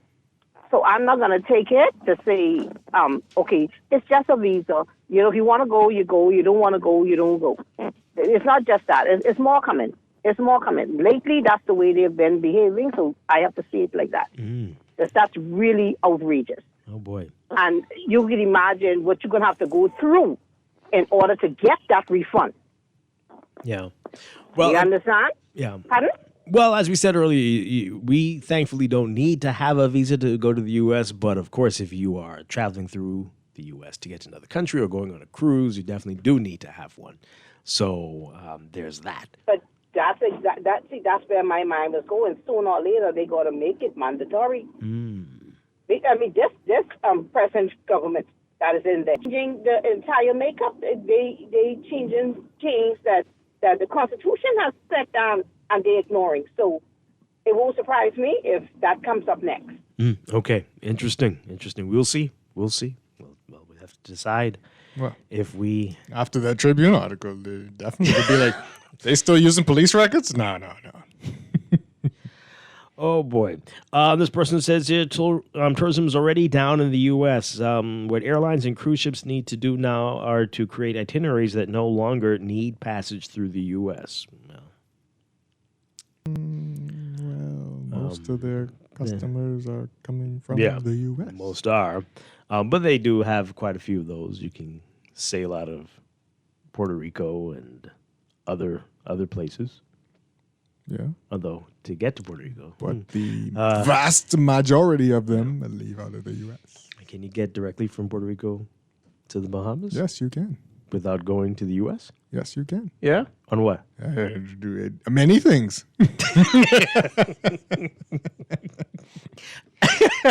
Yeah? I'm sure you can. Okay. That's it. Where there's money, there's a way. Oh, I see. Well, there you go. As person says here, the person said this just a little pain. Give it time to work. I'm being facetious. Oh, okay. Isn't that you got to be very clear with these things? You got to do an LOL at the end of that when you're texting, because we won't know. I'm being facetious. Isn't that what the people said? A little pain. What they really meant was, as long as it ain't me who gonna scream, "Ow!" Yeah. Well, you likely only got to wait a few years until someone is really What former. now? Wow, you need to watch your mouth. Dwight, my visa expires in 2030, so I have to get a new visa now. Huh? I don't think you have to. I don't think so. You don't need to do that. No, but who knows? This might be an indefinite thing. We don't I know. didn't see anything about that in the law. Which part? That you need to... That you need to... No. And I don't think they're to just say, hey... Let me get a new visa. My visa expires in 5 years. Can I get a new one? This one don't have the 250 attached to it. That's not how that works. Let's take these calls really quickly. Good morning, caller. You're on the air. It's yours. I guess for now, for the next few minutes. Good morning. Are you there? Let's take the other line. Good morning, caller. You're live. How you doing? Doing well. Yeah, morning. The next thing is, we get a lot of people get their visa, but a lot of people don't travel a lot. You know, if you pay $400 and something and you go away every 2-3 years. That's why if I can pay for all that, that's why I tell people, if you get your visa, you spend your money on your visa, try see if you can make it at least once a year. What you think on that? Just to make up for the cost of getting the visa? I mean, make it worth a while. What it is to why it's cheaper you continue traveling on the police record. At least because if you can spend $400 on the visa and you only going away once every blue moon, it don't make no sense. continue traveling on your visa on your police record until stop it. You understand what I'm saying? I hear you until it gets really annoying. I'm going to show them I'm going to incur an expense annually. Because our folks aren't trying to make that process any simpler. So you'll say, you know what? Let me just go and get that visa. Yeah, I understand where you're coming from, but when I used to travel on my police record, I tell them, man, I work and I have a permanent job, I have kids, I have family, I don't need. I really come over to the shop and come back home, and they just let me pass. I just show them my work ID, and they say, all right, and they let me pass. A lot of people have their police record. They're not working, they're just traveling, or they ain't been away for so long, and they don't have nothing else to show them. That's when they pull you over, and they suspect you from this and that, or you're going over to stay or whatever. So you can have a legitimate answer when they pull you over. I think they do that even if you have a visa. You're not working, and they got some questions. I suspect, but I hear you. People are going to have to make some real. They ask everybody questions. No, I think you can have an issue, visa or not. But you're going to have to make a real choice now. Whether this is worth it. And can you imagine if you got a whole family? Well, it's financially viable. A whole bunch of kids to take. Got, 5 children. What? Dang. Good Lord.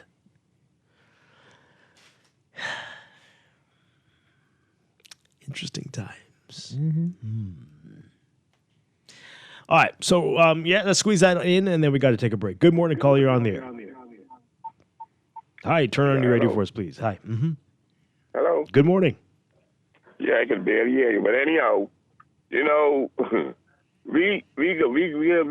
that visa good for 10 years, so if that's the fee you got to pay, then so be it. You don't got to go through the hassle, but now, you would be looking for some greater things to happen because we have a lot of other nationality who has our identity. They could be going over there, and then you'll find some of them ain't coming back. And then something else can kick up here. And another thing, too, don't forget America just built that big embassy here, cost all that money, over $300 million. And I could go on and on. And so who could afford to go away? You can go away. But I can see something drastic happen very soon here because we have a lot of people who ain't real behaving, have our ID going in. So we could soon lose our pre-clearance if we don't watch it. Thank you. Now we're in the time to go over there and try not to come back. And where are they getting that from? How's that? What's going on there? But also, I hear Canada's very nice this time of year. Panama, Jamaica. Where else we got direct flights? The UK, if you can afford that. Even in the winter, Canada is nice. Yeah, not for long. Okay, but maybe a few days. See some snow. They got malls and lakes and mountains. Got a lot of stuff. Yeah. But hey, we'll see. We'll see how this goes. Okay, we're gonna take a break. When we come back, Caribbean people. I told you. Did I tell you the best Caribbean food I ever had in my life? Yeah, in Canada. In the Bahamas. In Canada. Yeah, Toronto. I believe it. How is that possible? What is that about? Because the diaspora over there could cook. Insane. Ain't nothing wrong with that. Insane. It's Independence Eve, folks. We're talking about independence when we come back and learn as we trek along to the future. And we're talking about what we should be grateful and what we need to celebrate about ourselves. All of that coming up next. This is Morning Blend on Guardian Radio 96.9. Independent Bahamas, Bahamas, Bahamas, yeah! Woo! Come on, y'all!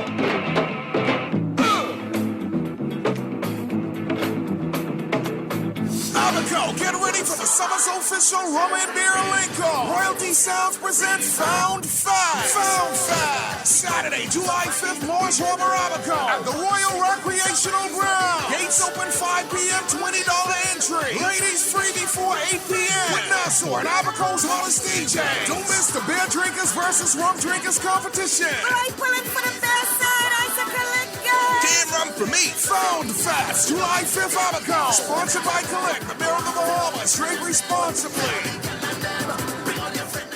Fly away with me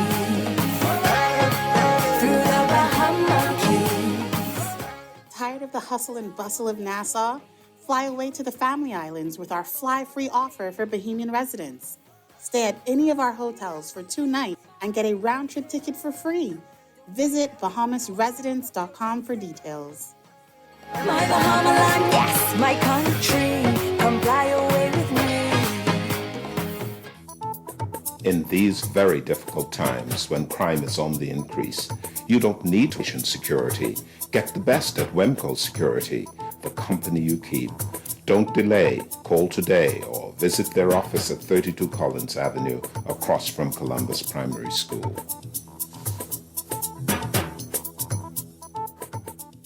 Maybe it's time to explore your options. There's no harm in reviewing your mortgage arrangement and considering a better deal. CIBC Caribbean can help you narrow your search and decide. Switch your mortgage to CIBC Caribbean and enjoy a special interest rate and help towards your switching cost. Visit CIBCFCIB.com/inspired home for more information. Conditions apply.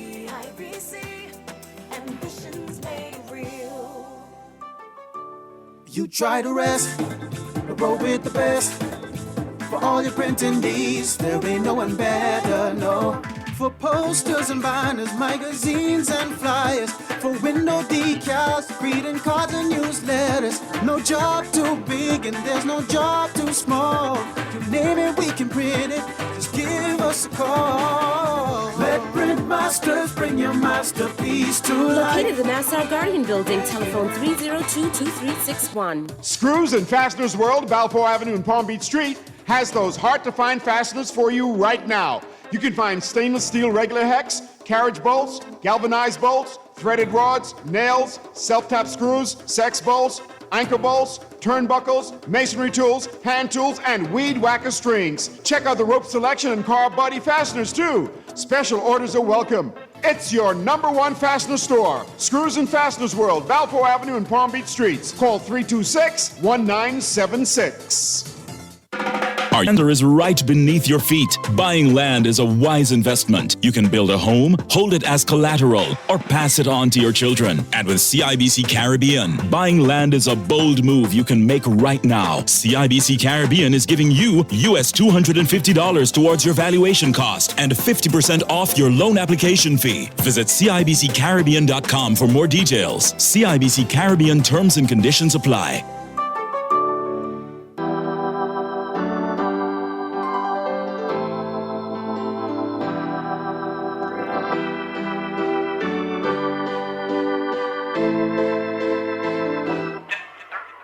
Nassau is the capital, Bahamas. Bimini is the gateway, Bahamas. 1492, Columbus landed. 1973, we were free. From Nassau to Inagua, Bahamas. From Freeport to Miguana, Bahamas. Tourists love our country, Bahamas. 700.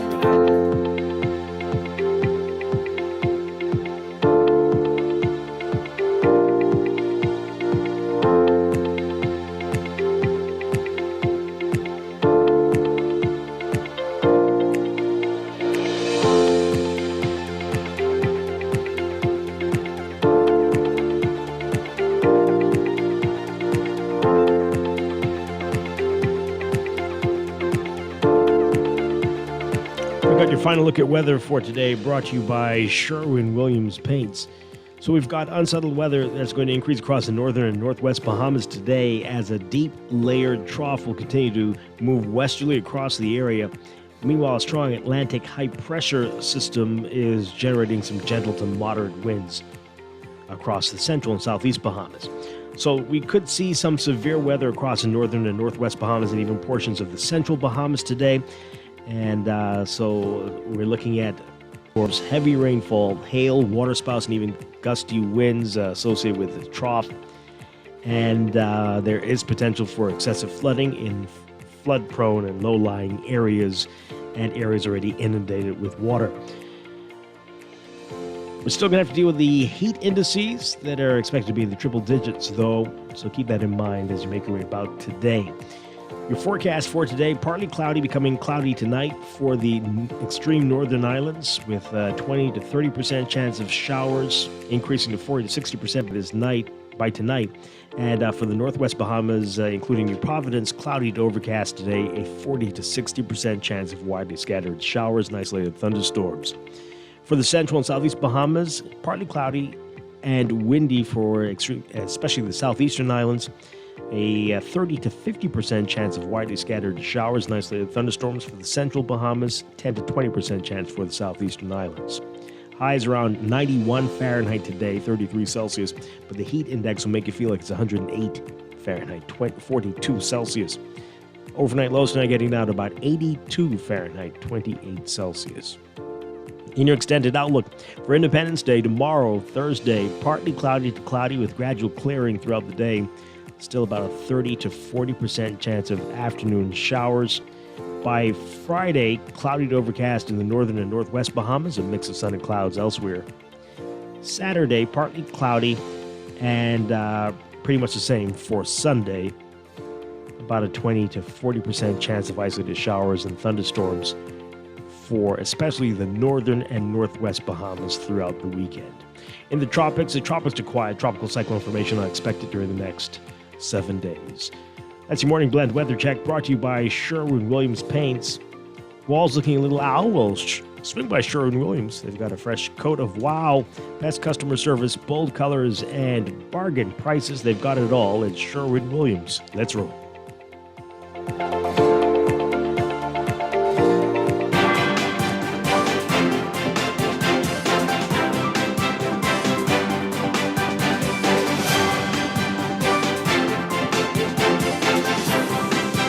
And we've got your final look at traffic for this morning. In your real-time traffic, we're seeing some slow-moving traffic on West Bay Street, eastbound, near Nassau Street, heading into downtown. So keep that in mind if you're there right now. Bay Street looking busy for you as well. And Milo Butler Highway, heavy traffic from just north of Fire Trail straight up to Tonic Williams Darling Highway. Blue Hill Road, you're seeing lots of heavy traffic there near St. Vincent Road, but also north of Carmichael Road near Soldier, and on the way to Independence Drive if you're heading north. Slow-moving westbound traffic at this hour. East Street, just north of the Soldier Road intersection, looking busy for northbound travelers, and a Soldier Road near Windsor Place. Seeing some heavy traffic at this hour. Prince Charles Drive at the major intersections, and Beatrice Avenue, north and southbound, north of Charles Saunders Highway. Some slow-moving traffic there. Keep that in mind if you're in that part of the island. Eastern Road also, which is a little unusual for this time of year, but we're seeing some slow-moving westbound traffic just west of Fox Hill. A reminder about the road closures as a result of the Independence celebrations tonight. Quite a few if you're going to be in that downtown area. And West Bay Street after 6 p.m. between Nassau Street and Chippenham Road, and Marcus Bethel Way between West Bay Street and Infant View Road, Deans Lane and Marcus Bethel Way and Gibbs Lane from 6 p.m. till 1 a.m. will be closed to vehicular traffic. That's your morning blend traffic brought to you by RBC. With RBC, your ideas happen here.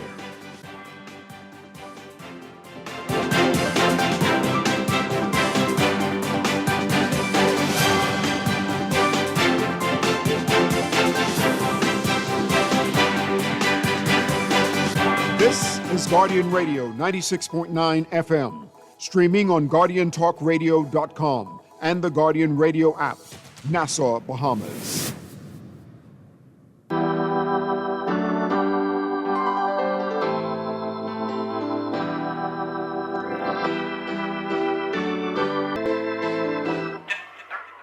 Nassau is the capital, Bahamas. And we are back with Morning Blend on Guardian Radio 96.9. It is Independence Eve. Dwight Strachan along with Chester Robards. And this morning we are going to be talking about lessons that we can learn from the past here in the Bahamas to help us as we make our way into the future and talking about things that we need to be celebrating more and be more proud of here in the country. Very pleased to have back with us historian Christopher Davis. Christopher John Kwan, thank you so much. Yes, thank you, man. Happy Independence. Yes, you too. You too. Happy Independence. Been too long. Yeah, definitely. Very happy to be back. Thank you for having me. Definitely. All right. So we've had a very colorful past. Oh, yeah. And Certainly. history definitely repeats itself around here. Oh yeah. But are we learning from from the history? I would say overall no, and that is because, of course, for a very long time, our history pretty much just amounted to British propaganda. And unfortunately, many of us have bought right into that, right, until recently. So we always conditioned to think that our history is so much different than other places in the region.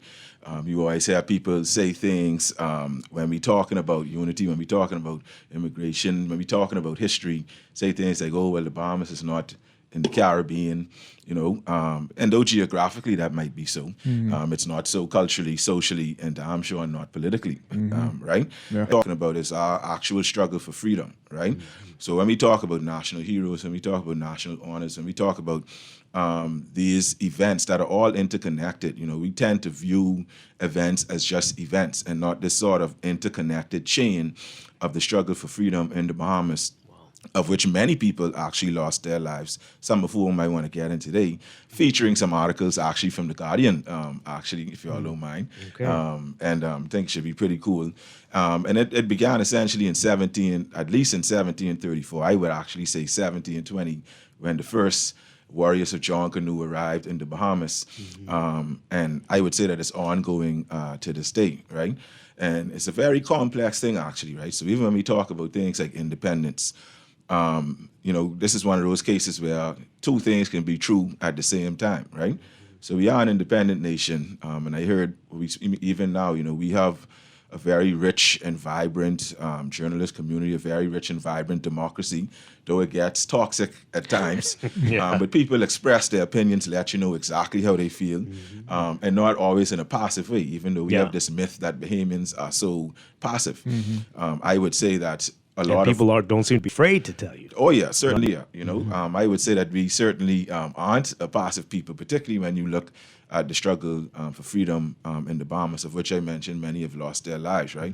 But today I'd actually want to focus more sort of on the 20th century events and happenings, things that we could celebrate. And this would, of course, be around sort of a recontextualization.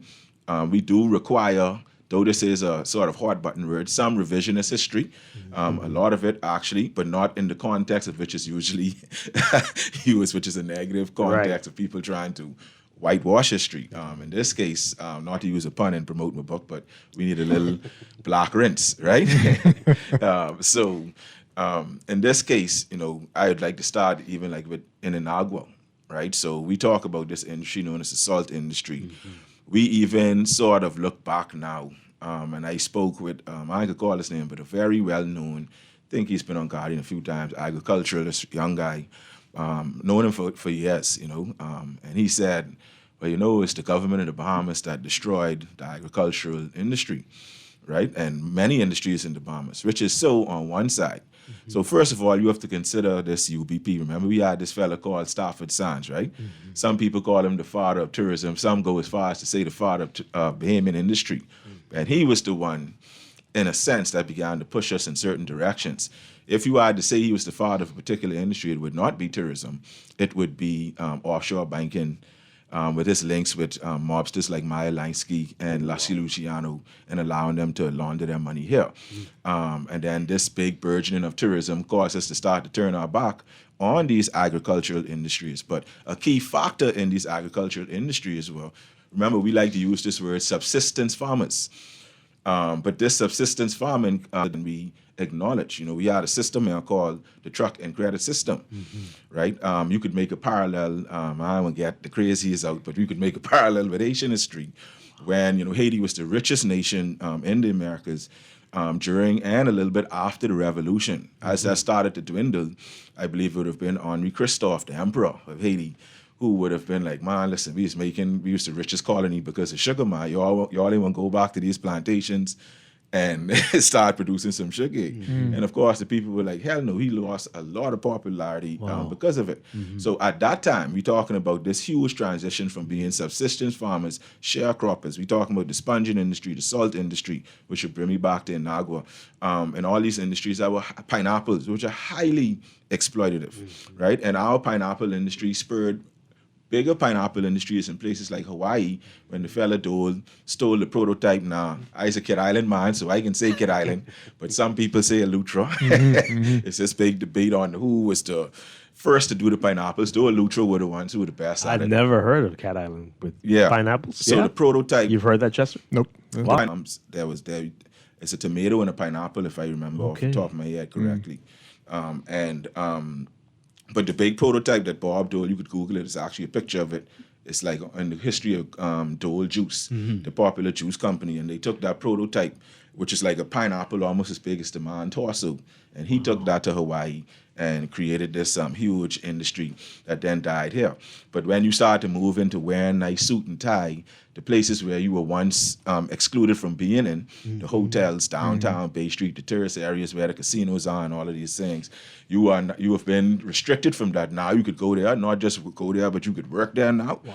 You know, even if it's as a maid or a doorman, you ain't trying to go back to the field. You understand? So that is another huge factor in why we move now. Now, to tie into Inagua, all of these things also created what I call uprisings, right? So the late, great Gail Son is one of the people, many people that we should be celebrating, and I think she should be a national hero as our most prolific historical writer, whether you agree with her or not, you know. She wrote an article on the Inagua riots. So first of all, in Inagua, you know, that's where there was a center of the salt industry. I think I could call the name now the Erickson brothers back then, right? And this is what is now the other company that's there now, and pretty much an industry that's rooted in slavery first and foremost, right? Because that was what the Bahamas is known for and producing in slavery. Now, fast forward, in Inagua, you had all of these very quite radical and revolutionary groups. One in particular was led by a man named George Alexander, who was actually led what could be described now as a street gang. But this street gang was sort of, you know, like in those days of the Black Keystones, when you actually look at the history of black gangs in places like Chicago and New York, you would see that these things actually formed because of racial segregation, protecting the community, a lack of policing in the community, and all of these different things, right? Protecting the community against racism. It was actually quite similar in Inagua. And there were many, many, many clashes with the white workers against the black, mostly Bahamian workers, right? This culminated in this huge uprising that actually led to most of the blacks in Inagua actually coming together and driving almost every white person off the island of Inagua because of the highly exploitative wage differentials, right? What year would this have been? 1937. Okay. This was actually, let me pull up this article right now from The Guardian. I'll actually read a little segment from that article. While you're looking for that, you said salt was the industry of slavery. Well, yeah, salt was one of the main things produced in the industry. I don't know if people put those two together. Yeah. And this was being at least the 1630s. Salt. 1630s now. I'm making no mistake. And this is correct. That's the reason why Turks and Caicos is not a part of the Bahamas? 100% correct. Explain what happened there. In 1848, I believe, is when the split came. And that was when there was this huge debate. It's actually something that still manifests today, as you were saying, where there's this sort of huge centralization around Nassau. All of these other places are making and creating their own economies, but everything is centralized. You see, this is based on a colonial There's nothing system. we're not learning from. You understand? Right. So, and it's something too, you know, we can get into this part a little later in the show because there's a controversial take. Some may call me biased, but at times we do give black leaders a rough judgment, right? Because our expectations are managed by sort of things that we see, but without contextualizing that we are in fact a nation that is a part of the African diaspora. And so when we say, we have to remember our geopolitical place. So we are a small, tiny island, African nation, whether you admit it or not. If you don't want to admit it, that's how the world sees us. You understand? An African nation. Between Cuba, Clash Revolution, 1958, or thereabouts, 50 ended. Haiti, full, total, greatest revolution in human history, in my opinion, right? All of these different political happenings, and of course, the big giant to the north of us, right? Let's look at Ibrahim Traore today. He has come to keep in the power almost 3 years now in a popular material. This man has already had at least 12 attempts on his life. You understand? So a lot of times, it's like you, Dwight. Let's say tomorrow we become a republic. I would love that, by the way. We become a republic, we get rid of, and that's one of the ways that we're not independent. Our head of state, of course, is the Governor General, which is the offshoot of that. And then they use this nice, cute word, Commonwealth, to try to paint this brush over the realities of that situation. But that's another thing. But let's say today you became the leader of this country, and you say, well, you know what, baby, going hard for reparations. Like, as a matter of fact, I know the history of Haiti, and I know who is responsible for Haiti's state. So we need to hit up, let me don't call no names, you don't get too loose, but let's hit up some Western nations in Europe to get this reparations and all that. Say the name. Yeah, well, France, United States. Dwight's been saying it long time. Okay, France, United States, Canada, Britain, Spain, are all very much culpable, and not the Bahamas, though we do have issues of Haitian xenophobia. And you say, Dwight, you say, let's go get this reparation. Let's force these countries and let's get radical with this, man. Because we as the Bahamians, we bearing the brunt. You understand? We bearing the brunt. We a small, tiny nation. And then you get this phone call from the CIA. And they say, listen, you could do what you want to do. Wow. But just know, we spend your entire GDP on bombing one city. So just know that, okay? And that's all they got to tell you. So now the question is, are you willing to sacrifice your life to stand on this principle of Pan-Africanism, which is a Pan-Africanist principle? It's something that is the justice for what we stand at, So it's very difficult for many black leaders, and I think we lose sight of that. And then, so on one side, you can't say that, well, we ain't fully independent because of A, B, C, D.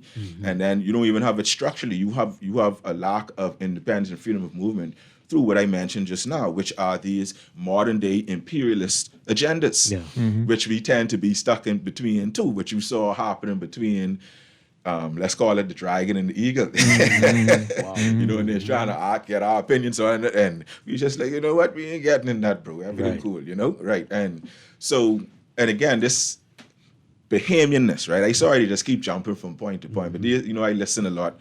My ears always on the ground. I sort of try to guide what I can say based on some of the opinions I hear, not necessarily that I don't always agree with, but opinions that I think are swayed because of a lack of this perspective that I'm trying to bring, right?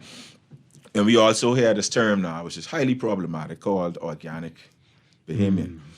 I heard some others on the other day, well, what does it mean to be Bahamian?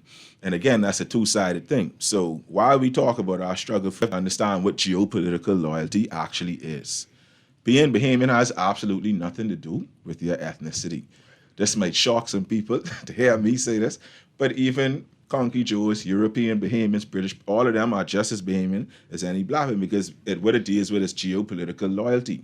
But when you're talking ethnicity, that is where that term organic Bahamian is problematic. That's number one. Number two, we are so hopelessly mixed up with other people in the Caribbean.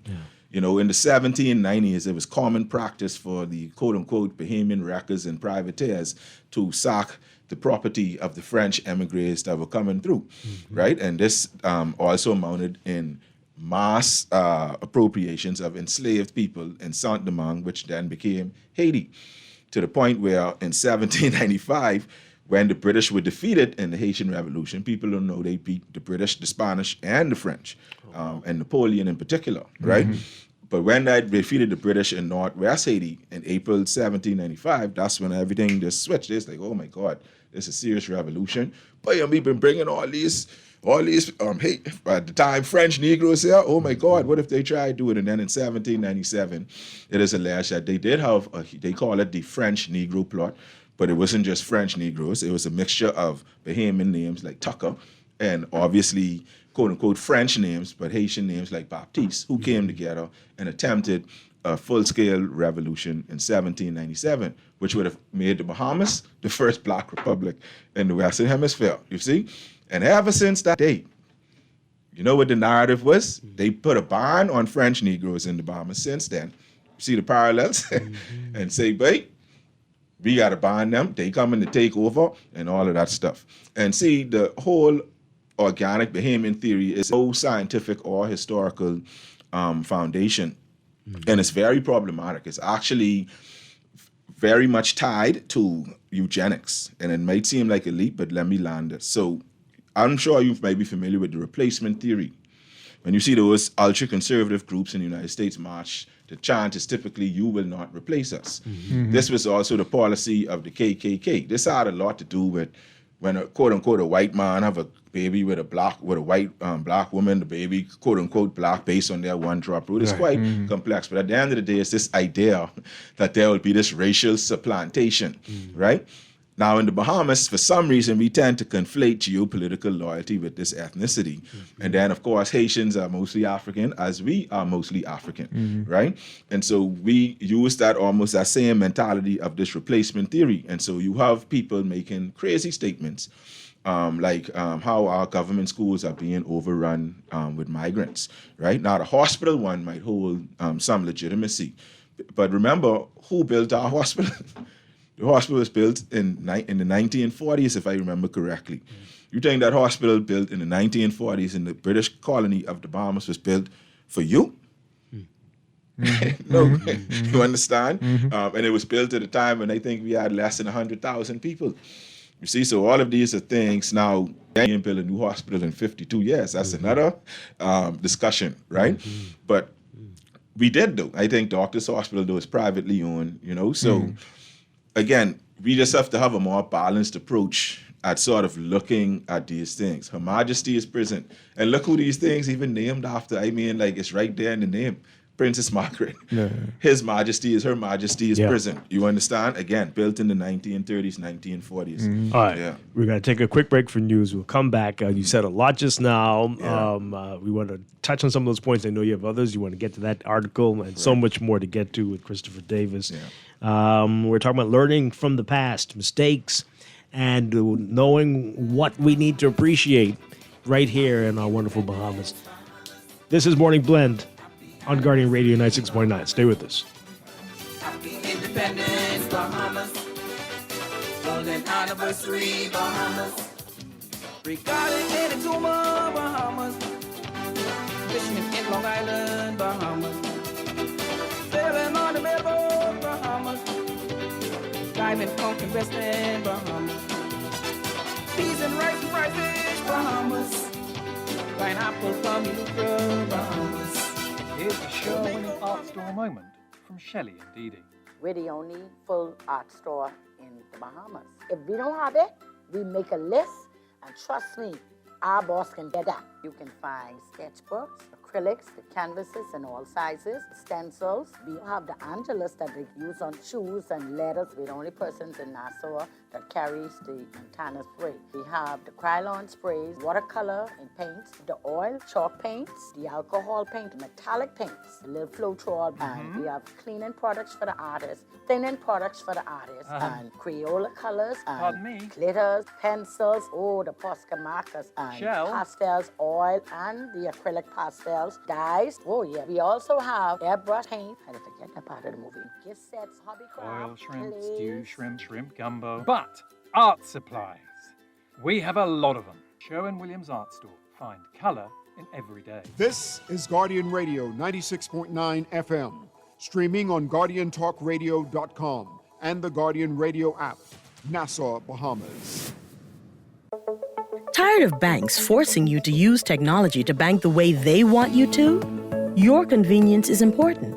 So no matter what your banking needs, Commonwealth Bank's friendly staff are always available in branch for that personal one-on-one service. But when you choose technology, our online and mobile banking app offers you state-of-the-art functionality. The choice is yours. Commonwealth Bank. Bank the way you want. When Wendy's and Coca-Cola is giving away up to $25,000 of hot cash this summer. To enter, upgrade any premium combo from 1 through 12 to a medium or a large for your chance to win the grand prize of $10,000. Don't miss your chance to win big this summer. Visit your neighborhood Wendy's, upgrade your favorite lunch combo, and win hot cash. Rules and restrictions apply. Get ready to catch the thrill and win with Shell. Fuel up with $20 or more and unlock your shot at unforgettable prizes. We're talking regatta trips to Exuma and Harbor Island. Free fuel, grocery vouchers, water park passes, and more. Just snap your receipt and WhatsApp it to us at 242-422-0271. The vibes are high, the prizes are hot, and the summer is yours to win with Shell. Only at participating Shell. Conditions apply. As a healthcare professional, you dedicate your life to caring for others. But even with the best care, legal challenges can arise. Protect your practice and your peace of mind with medical malpractice insurance from Star General. At Star General, we've partnered with Lloyd's of London to bring you comprehensive professional liability insurance designed specifically for those consulting or practicing privately. Visit our website today so you can focus on what you do best, caring for your patients, while we take care of the rest. Star General, insurance made simple. With RBC, your idea of loving every journey happens now. Free up cash with affordable auto financing from RBC. With competitive rates and no bank fees, it's the perfect time to make every journey something special.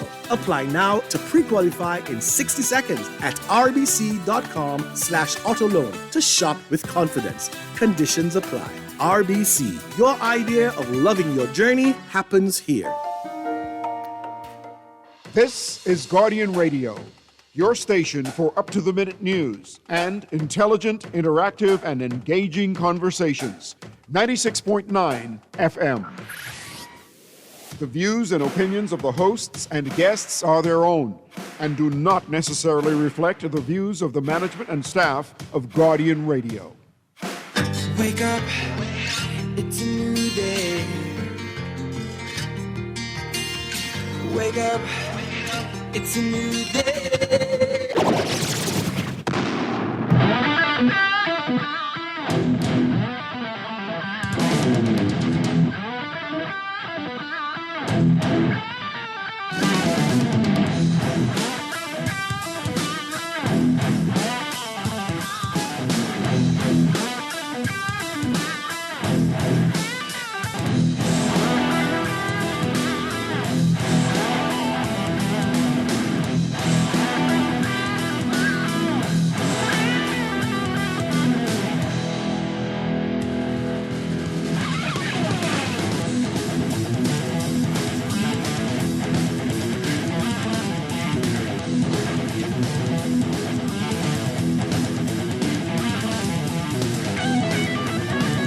Good morning and welcome to Morning Blend Business on this Wednesday, July 9th, 2025. Welcome back to our Morning Blend listeners. It's a special edition of the show today, and on this Independence Eve, we are talking about the lessons we can learn from the Bahamas' rich history as we make our way to beyond 52 years and all the things we should be proud of with our country. We're talking with historian Christopher Jonqua Davis and having a great conversation so far. You said a lot before. We want to get back to some of those points. You mentioned, and we've got an interesting text here, you mentioned that our leaders going back many, many years have had to play a very delicate role to balance the needs of the colony, the country, with what international players, bigger players want as well. Right. Are we learning how to do that well that benefits the Bahamian people more than it's a complex thing, right? So off air you had mentioned, and we were talking about, when you view the Bahamas as the African diaspora and fresh coming into independence and coming out, that is certainly how we viewed each other. And as a matter of fact, the Bahamas was really propped up international. I think it was Time magazine even. And the Bahamas is actually being propped up. But hey, here's this African nation, this black nation. I was telling you off air that when I was a kid, that was all we heard. That this was the most developed, most advanced on earth, black-run nation on earth. And see, in this way, it gets complex. Because that is actually true. I've traveled throughout the African You diaspora. don't hear it much anymore, though. No, right? And of course, when we talk about things like food security, self-sufficiency, other dependence on the United States, that ties into our independence. And when you compare that to a place like Ghana or Trinidad, we are certainly 10 million steps behind. Wow. But when you talk about literacy rates, for example, our literacy rates, I don't know if it's changed in the last 10 years, but our literacy rates have been higher than the United States, despite the average, you understand? So there is stuff to be proud of, but I think that we as Black people globally and as Bahamians especially, with this sort of whitewash historical narrative, the issues of self-hate perpetuate oftentimes. And in my humble opinion, sometimes this goes from the leaders to the followers, but also from the followers to the leaders, right? So let me ask you this honest question, we have migrants coming from all over the world, particularly in the region. I can assure you, anyone who looking to migrate in the Caribbean would love to come to the Bahamas. So I said that people from poorer countries are trying to come to the Bahamas as they try to go to the United States. It's because of the economy. It's because of the strength of the dollar. It's because of more opportunity. Now, we have certain cultural issues here that I've got to be careful here, but we do, and I'm not blaming, of course, the general public or Bahamians at all, because it's all tied into colonization, right, in my view. But we do have some issues here. So, for example, let's say you hit a big lick and you want to have a living housekeeper, right, just to help you and your family, and your nephew doing little bad, so you say, "But come, nephew, man, I can send you to private school and we can have this housekeeper come live here and all this stuff." You know what I mean? Is that housekeeper living in your house going to be a Bahamian? And there's two reasons for that. Very rarely. One reason is you probably ain't want them in your business. But the second reason is how many Bahamians are gonna, and this is a complex issue. So I'm not saying that all Bahamians lazy and they won't work. We just have this, we like say Jamaicans proud. We far prouder, in my opinion, than Jamaicans. Because Bahamians, we ain't doing certain jobs. That's just, even if you don't have a high school degree and you ain't even fully literate, you still can't get them to say, you understand? Yeah. So, but it wasn't always like that. No, it wasn't always like that. Yeah. But this speaks to what I mentioned before the break, sort of this burst into these new industries. We ain't going back to just being the maid or just working in the field and subsisting. We ain't going back to that. I want to be lawyer, I want to be accountant, I want to do these other things. Right. And again, it's a complex issue because there was this huge explosion of opportunities for education. So you can't blame us for feeling like that, particularly when maids were highly exploited, right? So there's an excerpt here from Land of the Pink Pearl that I'll read quietly, quickly. The common cry, this is from a judge named Magistrate Powells, who lived in the Bahamas, and he wrote The Land of the Pink Pearl about his experiences and what he realized there. He actually concluded that he felt the Bahamas was more racist than Jamaica, but we can talk about that another day. And what year is this? This would have been the 1880s, right? Okay. The common cry among the native whites was that the colored servants were almost intolerable as it was, and that it is, and if a master was liable to be sent to prison for striking a colored female servant, things would come to deadlock altogether. One night they are no more like the lower animals. Yet at the same time, I hear every day, for I took some trouble to inquire into the matter of cases where servants had remained in the same families 10, 20, 30, and even 40 years. And this in 1888. So 50 years after slavery ended in the Bahamas, right? So that one passage speaks to so many things. We have just been discussing about... It sounds like the 1780s. Right. So first of all, you see a dismissiveness in crimes against women. Right. Yeah. Right. So that's one thing that stood out to me with this passage. Second of all, it shows you that we were very much tied to these families. And sadly, in those days, being a quote-unquote maid or servant or chariot driver or whatever it would have been for a wealthier white person, you're lucky if now there were some wealthy blacks back then, too, people like Thaddeus Toot and others. But when you're speaking about this, it shows you the realities of this, right? Is it like this today? No. Some ways, yes. When we talk about the dismissiveness of things. But you are, I mean, listen, we just call the radio every day and talk about, but whoever we want to talk about, we call them all kind of things with no repercussions, right? And of course, our mothers, our grandmothers, our aunties, our wives, our daughters do not aspire to be maids in white people's house today. As a matter of fact, our girls are doing far better than the boys academically today, right? So that's something right there to celebrate. When we talk about the rights of women, the rights of blacks, these are basic things that we could certainly celebrate. But while, of course, still drawing these parallels, right? And of course, it's not about shifting blame or pointing blame, but it's really about understanding these things. So if you are conditioned to know that, hey, historically, coming through slavery and coming into the colonial period, that was a part of colonial society, this abuse to black women, and this is something that black men then adopted, it's a very complex issue. Even when you look at domestic violence, I was actually, me and my neighbors had to call the police the other day for a domestic violence situation. I don't live where people think I live. I live off Carmichael Road now, so I want no one make no connections, right? But but if we were conditioned to know that, hey, these things are realities, these are things that were done to us, while at the same time celebrating people like Dame Doris Johnson, and to take it way back, celebrating people like Kate Moss. Kate Moss is like the quintessential example of abuse of black women and girls, and the Bahamas has been famous for that since the early 1800s, since the days of slavery.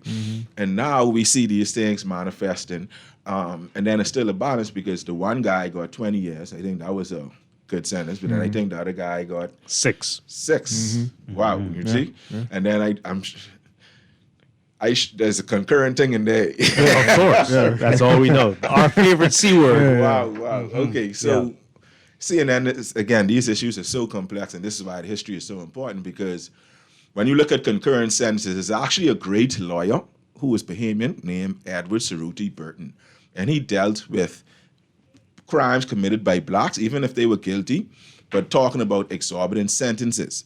So a lot of these, and even if you watch the movie Malcolm X, to talk about someone everyone would know about, there was a scene in the movie that happened in real life where he was being charged with the white women, and they told him all these charges, and Spike Lee faint, and then they say all these charges are meant to run concurrently.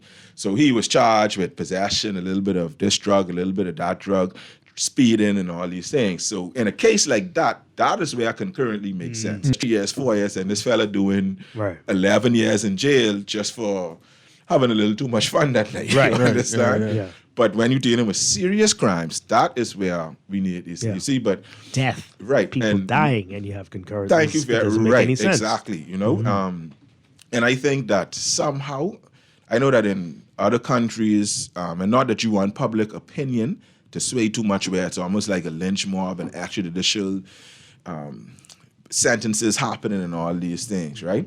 But at the same time, there needs to be, I think, in my opinion, more consideration. People might call me the socialist for this, but I think it needs to be more consideration from the general public as well as the victim when it comes to sentencing. Absolutely. And you see that in some states, particularly the more liberal states, the victim's statement is always hugely important, right? You saw the case with Diddy the other day, and I think that was why the victim statements, even though it was foggy about consent and all of that, he got off of many charges. But a lot of it had to do with the victim statement. And I don't think that anyone can deny that people were traumatized from being in this man's presence, right? And victims speak at sentencing. Right, and victims speak at sentencing. And the judge uses that. But again, I think that's the American system. Yeah. I think they actually do it in England, but it's almost like we stuck with all these old... All the old British stuff. And then we have people that... unfortunately have benefited from it, right? And so it's interesting because you hear less for lack of very highly educated, successful, wealthier blacks who tend to downplay this thing. And so you would hear them talk about someone like Stafford Sands or one of them because they was making money and they was cool with them. They say, oh, they wasn't that bad. But talk to that fella, that man who 80 and still living in Fox Hill about these fellas, and he would have a completely different perspective, you understand? So I have. Oh, sorry. Go ahead. Well, that one kind of catch-22. I was in Nigeria for the Fraxon Bank annual meetings, and just listening to some of the. Jealous. It was nice. I know, yeah. Just listening to some of the discourse throughout some of the panels out there, and people weren't afraid in those panels to say we in Africa as Black people are making our way, and in some instances we do not need the white man. To invest with us anymore. We are doing it ourselves. We building technology ourselves, and we making the in the Bahamas though. I don't know if we are ready for that kind of movement in our minds, right? Or if the society will even allow us to move that way in our minds. I agree with you wholeheartedly, based on discussions that I've even had with. Let's just call them a few movers and shakers. That's actually it. So, believe it or not, on all sides of the political divide, you have people who share the same sentiment that we do.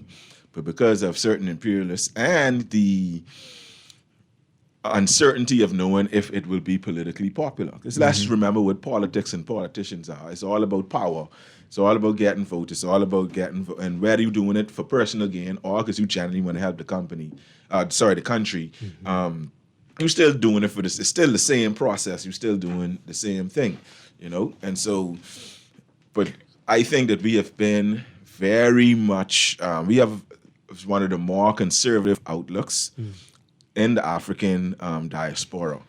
The way that we talk about immigration, the way that we talk, I just have to be frank, the way that we talk about other issues, regarding Black people, the same people that will talk bad about Lyndon Pindling, Hubert Ingram, Perry Christie, Hubert Minnis, Brave Davis, all prime ministers. Sorry if I disrespect any. People don't like when you call them by their first names and stuff. Apologies, but they'll talk bad about all 5 of those men, who never invaded no country, never killed nobody, not perfect men, but in my opinion, all 5 are people who did care about the Bahamas, didn't get to do everything they wanted to do, and struggled at times, and have we just have to have a more balanced look. But we have been, in my opinion, so conditioned in that. But those same people that talk bad about our 5 leaders, our people who all come from, all 5 of them actually have incredible stories. They had come from pretty humble beginnings, and rose to be the leader of the Bahamas, right? But these same people who hate them love Donald Trump. Tell me I'm wrong. Tell me are the same people who are the most brutal towards these leaders love Donald Trump. Something wrong there. But there are certain things that the leaders of this country that nobody will ever know, that they have to sit down around tables and have certain discussions just to protect the integrity of the country. We'll never know what they had to say or do. Oh yeah. Let's talk more about that, and along with this text that says, Black leaders are all about corruption and selling out their people for personal wealth. Period. That's a text. Yeah, so see, when I get these texts, I just want to know if it's a person of European descent or a person of African descent. It will We don't think it greatly, is. We don't think it is. Not this one. Yeah, so it's not a European. It is a European. No. No, it's not. No. Okay, No. okay. No. See, so again, let's analyze history. The last 500 years, we've been independent for 52 years. The Bahamas has been on the front lines of colonization. So that all started with the Bahamas when Columbus landed here in 1492, right? So when you talk about corruption and all of these things, it's amazing that, let me bring it close to home, that we see, I've heard people saying it, that these leaders that we have today are more corrupt than the ones while we were a colony. And that is just absolutely ridiculous. Let's imagine, let me use you, I can pick on you again. Let's imagine that you became the member of parliament for Golden Isles, right? You don't live around there, right? Do you have any land there? No. And let's say at the end of your tenure, you were the largest landowner in Golden Isles. This didn't happen, right? huh? This is how these UBP people function, dear and this Lord. is exactly what happened in places like Head Island, Rumkey, and then the story that we should be celebrating and holding up high ties in with the Valiant 3, where Glennet Roll Virginia Road, and Adeline and Bristol, the valiant three women, got physical with the UBP members of parliament there in Kid Island. I ain't gonna call no names because that might stir the pot a little too much. But there was a very powerful man that owned a very powerful company that pretty much appropriated the land. This is something that has affected me specifically and my own ancestry and many of Kid Island ancestry, particularly if you're from the New Bight and Old Bight area. These women were imprisoned for their refusal to allow these UBP officials to essentially steal their land. This was tied to the Quieting Titles Act, which was passed as they saw the political tide was shifting. They said, baby, we got teeth plenty, we got to get plenty, let's get this land, bro, we got this, right? And so when we talk about blacks being the most corrupt leaders, and then secondly, so when we look at someone like, let's look at the quintessential example of what this texter is referring to. Let's talk about Mobutu. As a fellow who used to wear the silly leopard hat, president of Congo for several decades. First of all, he was put there and backed by Western governments. So in every case, all of these lily-livered, cowardly black leaders that you see, you could talk about Blaise Compaoré in Burkina Faso, who assassinated Thomas Sankara. Right. You understand? So colonization and racism and white supremacy is so systematic, and their resources have grown so much in compared to ours, particularly their military resources, more importantly, that we stand absolutely no hope in that. So again, it's so easy. Any behavior. No, I'm not justifying. I'm saying not any worse than. Certainly, no, not even at any worse than. So if you become the leader now and you accept a bribe, so we're talking about the Congo again, Mobutu. All our smartphones, all our cell phones are connected to Congo, particularly coltan.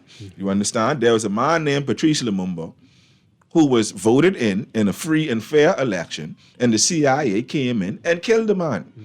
And then there's a documentary about it where they're bragging about it. This is common knowledge. Belgium, the CIA, the UN, all of them came together and killed the man. The CIA official used to wear Patrice Lumumba gold tooth in his ring as a war trophy. And see, we lose sight of the brutality of these people. And yet we want to say these leaders are corrupt. You could compare Gaddafi to any president of the United States. Gaddafi was no perfect man. He is accused of war crimes against his own citizens, up to 250,000 people. But these are people within his country's borders who were fighting against his thing. So he's fighting fair wars against these people. And Libya is far worse off now than it was under him. So I'm not justifying any form of corruption, but you need to know that this world is set up in a way where capitalists and corrupt people like that. So someone like me, they would not like to see someone like me or any of y'all in the room being like that, you know? And then, you see, it's a very conflated thing. Now, when they accept a bribe, who they accepting the bribe from? Because Mobutu was not the main beneficiary of that corruption in the Congo. The companies that we love, the cell phones with all that, they are the main, IBM, I could call their name, and building the first computers. How is it that the first hard drive was 5 megabytes, could barely fit in this room? And now we could fit 5 terabytes in a small chip because of this mineral coltan that comes from the Congo. You see? And it's those companies that maneuver and make sure that their people are in place. And this is why, again, people like Ibrahim Traoré, the brother in Mali, the other one in Guinea, and these fellas, particularly Traoré, are receiving all of these death threats, you know? And a lot of it is just a result of baseless claims. Now, in my opinion, that is also, to speak, probably also based on a reluctance historically for government officials to share certain information, so that leaves room for speculation. And then if you ain't trying to be too open with certain things, you know, for whatever reason, it leaves room for speculation. But to blanket all these black leaders as corrupt. You have the president of Grenada, you have Mia Motley, you have so many leaders that are not corrupt, right? And then corruption, again, is another one of those things that is very subjective. Exactly.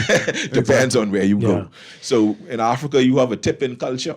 You understand? So like we do here, some people, and I ain't saying it right or wrong, but some people feel that, hey, well, if I doing this for you, and you stand to make all of this for me, should I not benefit a little bit from it, from opening this way, for, you know? So this is a cultural thing as well, and it's very deep. But what we have to stop doing is accepting these blanket terms on ourselves that harm us today politically.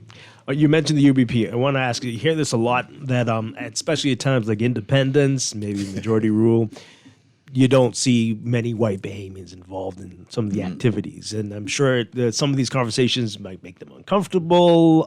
What do you say to white Bahamians, knowing this history that we have, and as you say, has been whitewashed in many ways? Yeah. Well, first of all, it's supposed to make you uncomfortable. You being uncomfortable by this is actually not a bad thing. My problem is, we mentioned one or two names off here, I can mention them again, but you know that we have some whites that exude a lot of racist opinions. Because if you feel bad and you feel uncomfortable by this, that's what's supposed to happen because we're humans, right? So if you've been taught that, hey, things was all peachy clean, then all of a sudden, well, actually, slavery was actually horrible in the Bahamas. And that might be descended from a family that did that. You know, it's natural to feel bad about that on both sides of the spectrum. You're supposed to feel bad. But the problem is, those who are doing that. At the same time, you know, racism is interlocked with fear, right? And so, and most of that fear is actually unjustified, right? So to be honest, even with all the stuff that we spoke about here, right? Did that give you, so let's talk about the lad. Did you use a straw from Kid Island? Did that give you a feeling of going right now and grabbing your sword? Rum key, right. Yeah. Did that give you a feeling of going and grabbing a gun right now and go shooting up some people? You understand? And it does speak to, for lack of a use of a better word, a sort of moral superiority that Africans do hold, right? So ain't nobody at the end of the day trying to do that. And at the end of the day, we outgunned anyway. If there was some racial revolution, which I don't think would ever happen in the Bahamas anymore, I should say. But if there was like some full racial revolution in the Bahamas, first of all, we like 95% black. You know, and I could understand why they would feel like that. But at the end of the day, it's more important that we get these things out. And it's more harmful that we remain ignorant of these things. Yeah. Because it ain't, I mean, and I hate to say this, you hear a lot of, you won't see the white people killing each other, only the black people killing each other. That's not totally true. But it has a lot to do with environment, the trauma that we've experienced over hundreds of years, and our proximity to each other in this sort of acute survival mode.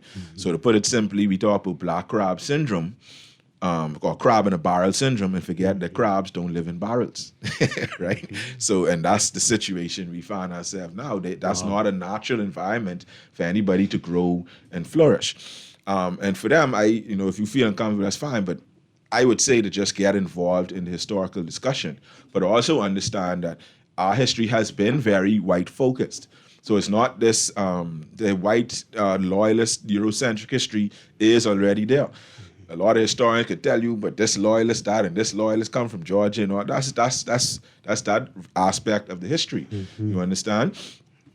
I use an example that I saw on Henry Louis Gates' show, Finding Your Roots. It was the guy from Modern Family with the black hair, I forget his name. And he actually was doing Finding My Roots, and he found out that his great-great-great-grandfather was an overseer on a plantation who was actually killed by an enslaved person with a garden hoe. Oh, wow. And you know what his response was? Good, he probably deserved it. Right? You see, so, it isn't something that needs to be so, you understand? Listen, we done hard majority rule. We have certain levels of political power. And wealth, when we talk about wealth disparity and all these things, But for me, though, for whites to feel that they can't participate is problematic because nobody telling y'all that y'all can't participate. And it's this sort of natural uncomfortability. So being uncomfortable because of the death and destruction, having empathy and it turning your stomach, it's supposed to turn your stomach. You understand? Right. It seems, though, that some of them are still afraid that in this day and age, blacks are going to wake up to the reality that they are kings and queens of where they are. Right. Yeah. And that all of a sudden they're going to lose something when that happens. Oh, yeah. So you always see a kickback when there's progress. So, and I hate to bring this up within this context, but I have to. You know the term like white flight, right? And every time, let's bring it home to the Bahamas, you had white flight. So The Bahamas actually had a much higher white demographic during those days of slavery. A much higher white demographic. It was like a quarter of the people at certain points, right? And even before the Loyalists came, it was pretty much 1-to-1, white to black, right? Emancipation came, and even in the lead up to amelioration, before emancipation, that number pretty much was sliced in half. We could fast forward all the way to majority rule, and a lot of whites left then too. We could bring it down to certain neighborhoods. So why it's called White Grove? But who lived there now? Right. And where the white people from White Grove gone now? Coral Harbor. I think that's the best example, you know? Coral Harbor, you understand? So racism is real in the country. However, you have different, like again, these issues are not used upon black and white. Issues of racism, right? But you have to understand that racism is really amounts to systematic white supremacy with blacks at the bottom, everyone else in between, and those who seen as quote-unquote white. And it's more complex because these are social constructs that are unique based on geopolitical spaces. So in other words, what's white in the Bahamas is not white in the United States. So this brings me to my next bigger point. A lot of y'all Bahamians who identify as white are in fact not white. Right? And like I said in chapter 3 of my book, The Booker and the Conky Joe, y'all need to just come on home, and because y'all are seen globally as members of the African diaspora. That man I mentioned earlier, Edward Cerruti Burton, could have very well, if he wanted to be, been considered quote-unquote Conky Joe in the Bahamas. And by the way, Conky Joe is a term that was imposed on quote-unquote white Bahamians by white loyalists. Wow. So it's not us calling them that. The word that Africans in the Bahamas use to describe whites was Bukra. Bukra, and it's a word that we don't use no more. In St. Vincent, they say Bakra, and other places, the Caribbean, it still exists, but we don't use it no more. Wow. Conky Joe was a term coined by the loyalists to insult the whites that are already here, based on their stupidity, based on their quote-unquote incest, all of these things that were overplayed.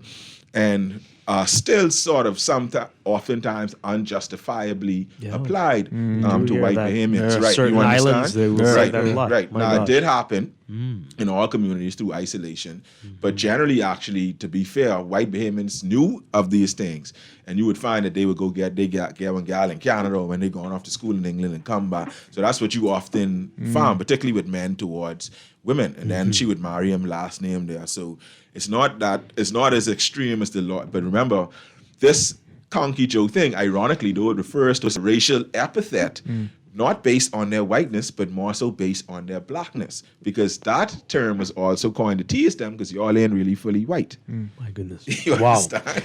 Let's get some calls. And in they're still here. organic. Right, yeah. And then they say be organic, but yeah, come on. Let's get some calls in really quickly as time is going very quickly. Good morning, caller. Are you there? Yeah, good morning, Mr. Strong, and to Chris. That's my brother. Yeah, Chris, I read you enjoying this, but I want to, something you said at the beginning of the show as it relates to this, and I want you to clear this up for me. I totally agree with you with the situation in the DRC as it relates to Maputo and Lumumba, where the United Nations intentionally didn't send their forces in the province of Katanga because they didn't want to protect Lumumba. And they let him go when he was under some royalty went down there. You remember that speech, right? Yeah, certainly. All right, yes, now, sir. what happens is now, let's fast forward to the Caribbean and the Haitian Revolution in San Domingue in 1802. Right. Clear this up for me. I've been doing the research. I don't know too much about the Spanish and the interactions during that time with the uprisings and stuff, but I'm familiar with the French. And now, when you do the research, and coming out of the research center from the University of Montana, it says that he sent about, they said about 50,000 troops died, and he sent about 30,000 troops. That's over. So what I'm saying is, I'm trying to figure out who's lying to me. How could 50,000 troops die from yellow fever when you're saying you only sent just over 30,000? So I'm trying to figure that out for me, Chris. I'm saying that we know that that's why the Haitians say God is on their side. But we know that Haiti received the most slaves. So it's not like they had more balls than anybody. They were the place that received the most slaves. This is why they have the most population today. I'm trying to juxtapose that, and I'm wondering why people don't mention that. So, but it said that many of the French soldiers died from yellow fever. Yeah. So, and then Figure it out. 50,000 died from yellow fever. When you go online, I can tell you what that is. 30,000, man. Yeah, Expound on that for me. I can tell you what that is. What's then Saint Domingue, Hispaniola, now Haiti and Dominican Republic. See, the Europeans had different classifications of colonies. The Bahamas is on the lowest rung. Let's call it A, B, C. The Bahamas are on the lowest rung. Let's say C. So all they want to do with the Bahamas is seen as a rural backwater colony. Certain things like salt and on a couple islands, cotton we making some money from, but we ain't really trying to live there. Under the French regime, Haiti was an A-class colony. So we ain't just gonna make money there, we trying to move there. Similar to South Africa. So that difference in the numbers that you see was based on whites that were already there. So you done had numerous generations of a completely different white French class. And then it was more complex in Haiti because the French had over 100 different gradations of race. That's where we get the word mulatto from and octoroon from and all of that. So us three right here would have been considered a different, different, you know, things. Right, you know. So it's quite interesting. So I think that is what's down due to the numbers. You had thousands and thousands of white Frenchmen who were already living there. Now the Spanish came in too. So that's how you have Dominican Republic, and then that's how they ended up taking most after the fact. But the biggest factor certainly was the French. Interestingly though, I know people are scared crazy, but I gotta tell you. So Markandal is one of my favorite historical characters. He was a Haitian Maroon leader who predated the revolution. This man was a master scientist. He convinced the French that he was immortal by doing quote-unquote voodoo, but what he was really doing was using the drugs tetrodotoxin that you get from lionfish and blowfish to fake his death and then have a funeral and then come knock on right. So scaring the hell out of them using African science, right? But when the French finally caught him, they put him up on the hill and said that they can reassure this man ain't immortal. Now, there's two versions of the story. One is that he turned into a mosquito. We know that ain't true. But the real version of the story was that he actually said, "Fear not, my people, for I will come back as a mosquito to do far more damage." And he was actually, as people believe, prophesying the Haitian Revolution and the fact that, yellow fever and malaria was a major killer. And what's so interesting about this was said in about the 1740s, 1750s, and Western medicine didn't figure out that these diseases were mosquito-borne until the turn of the 20th century. Very interesting. Yeah. Wow. But you think he knew? Oh, yeah. So that's why they so scared of voodoo. These man, them just know things that we didn't know. He's faking his death and coming back the next day. Let's take this call. Good morning. You're on the air. Good morning. Oh man, this is so powerful. Is your book, Chris, has it been adopted by the U.S. educational platform to have it taught in school? Yeah, so my book has great curriculum that's actually come out now. I'm one of the authors and editors of the new textbook. And a contributor to sort of the new curriculums that are being fashioned as well. It's been recognized, not the book in particular, but research from the book, particularly on Junkanoo and the Bahamas' role in the sort of Akan continuance of militarism. Kind of complex, nerdy stuff, but I have several articles published in the International Journal of Carnival Arts. Smithsonian Institute, who is US-based, acknowledged my research, did a story on it called The Gold Coast King That Fought and Won Against European Slave Traders. And they talk about my coronation as John Canoe II. But my book is available at all of AMMC sites. So the Forts, Pompey Museum, as well as Clifton Heritage National Park. But I know that's like going to Andres. So. For people that have no life. Yeah, it's like going to Andres. So. All right, so we have a couple minutes left. We want to focus on some of the other things we said. Right, that we need to be appreciative of, that we need to really celebrate more. So now, we spoke about the Valiant 3 a little bit. Spoke about that in Agua thing. So you also have, of course, the general strike. And I have tried my best, of course, not to be political at all. But when you look at the general strike, and when we talk about labor movements, of course, the man that stands out is Randall Fowkes. But remember, Randall Fowkes founded the first Labor Day, and of course, organized many sit-ins as well. But the dominant labor event in Bahamian history is actually the general strike. That was led by a member of the Magnificent Six, if you will, Clifford Darling, you see? So people often say, oh, well, the PLP always trying to politicize these things, but the Magnificent Six was the first six solid black politicians with a black political party, and them for celebrating that. You know, that's a great feat. Just as the African them need to celebrate democracy, and you know, so at certain points in history, it'll seem that it's being politicized. But I don't have a problem with them having a national celebration and then having a political one at the headquarters or whatever. But the general strike was organized by Clifford Darling. Women played a central role in this. Yeah. So this was led by the taxi cab union, and it was sort of centered around them. But women played a central role. I spoke to Mr. David Ramsey from Fox Hill. Unfortunately, he passed away several years now, but he was a guy quite there up in age, who I used to talk to for hours and hours and hours on end, right there downtown Bay Street. And he said he used to just sit on Bay Street out of defiance. He said, "Babe, it's fine. I just sitting there just because I could sit there." You know, he used to sit there all the time. And if you have some hours to kill, go to the archives and read the newspaper coverage of the general strike. Right. Oh, yeah. Unbelievable stuff. And the biases of some of the papers. Oh yeah, certainly. But really fascinating to see what was going on during that time. Certainly, right. And women played a central role. So he said that the first 3 days of the strike, everyone was having fun, ain't no working. Look, we standing up for our rights. And he say by days, he say a weekend, he say people's on the side of the road begging, hungry. But it speaks to the amount of economic control that people like Stafford Sands and those actually had, you know, and it speaks to this level of resilience that we did. And it also shows you that, hey, we were not actually that passive. The general strike, we sit-ins, many, you know, all of these things, right? Then, of course, you have the Burma Road uprising. So notice I using the word uprising. A riot is when England lose a game in the World Cup.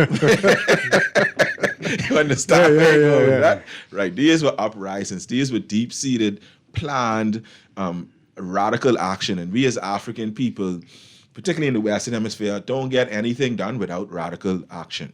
Radical don't mean picking up a sword or a gun. Sometimes it means, hey, all us today, we ain't showing up to work, all us. And we see that it still happens to this day. We had a few, I don't think they were not strikes, but they were like a few some people sat out and all of these things. And there's nothing wrong with that. You get your leader attention. He say, what's going on over here? Hey, you need to come look over here. You get his attention. He come look over there, and hopefully the problem is resolved. You know, it doesn't need to be so much vitriol that exists. But with the Burma Road uprising, there were several people that lost their lives. I'll just call their names because I know we got to go soon.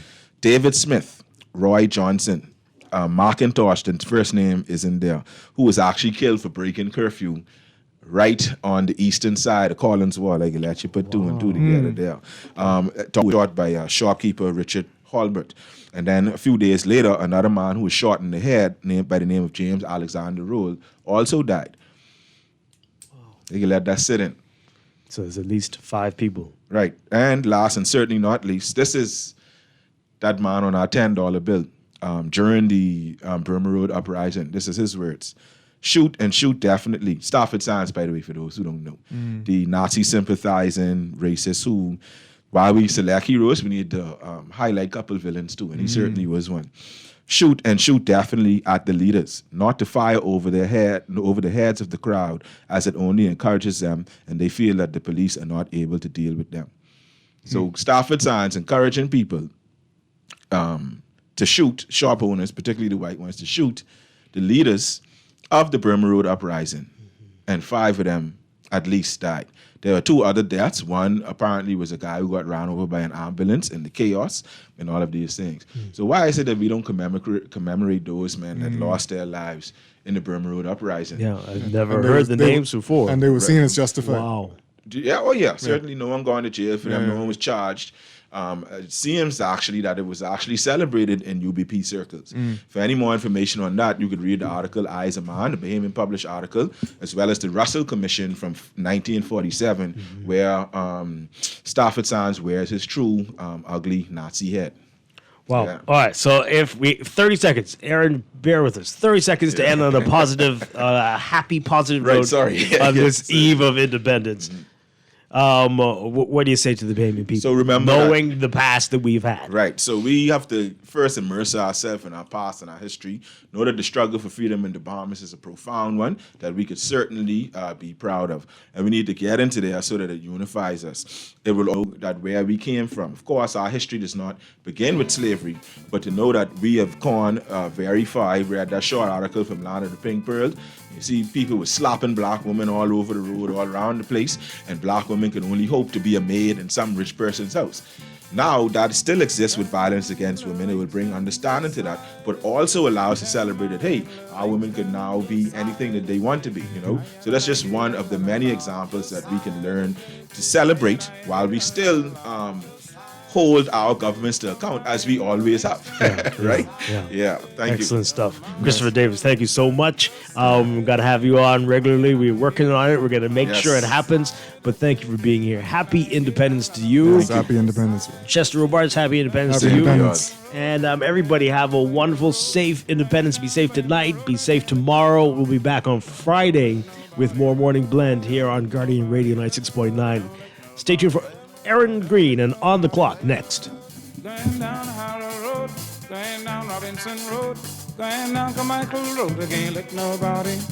At CFAL, we understand that a secure future is the greatest gift you can give your employees. That's why our tailor-made group pension solutions are designed to fit the needs of both large and small companies. With CFAL, you can provide the retirement you and your employees deserve, ensuring peace of mind and financial stability for years to come. Join the many businesses that have already entrusted CFAL to create a plan for their employees, and let us help you build a brighter future for your team. Visit us at cfal.com to get started on building wealth so you can live well. CFAL, growing wealth for future generations. Shell, you home? My gas just gone out. Let me know small barbecue tank you have. I tell you, long time, go get a barbecue tank from Caribbean Gas. They just got a new shipment of tanks of all sizes. Now you know they always just have the best prices. Tell them you heard it on 106.5 FM, and they will give you $5 off. Caribbean Gas, 361-6007 or 552-9597. You want to use my phone? Here, call them now. With RBC, your idea of loving every journey happens now. Free up cash with affordable auto financing from RBC. With competitive rates and no bank fees, it's the perfect time to make every journey something special. Apply now to pre-qualify in 60 seconds at rbc.com/autoloan to shop with confidence. Conditions apply. RBC, your idea of loving your journey happens here. This is Guardian Radio 96.9 FM, streaming on GuardianTalkRadio.com and the Guardian Radio app.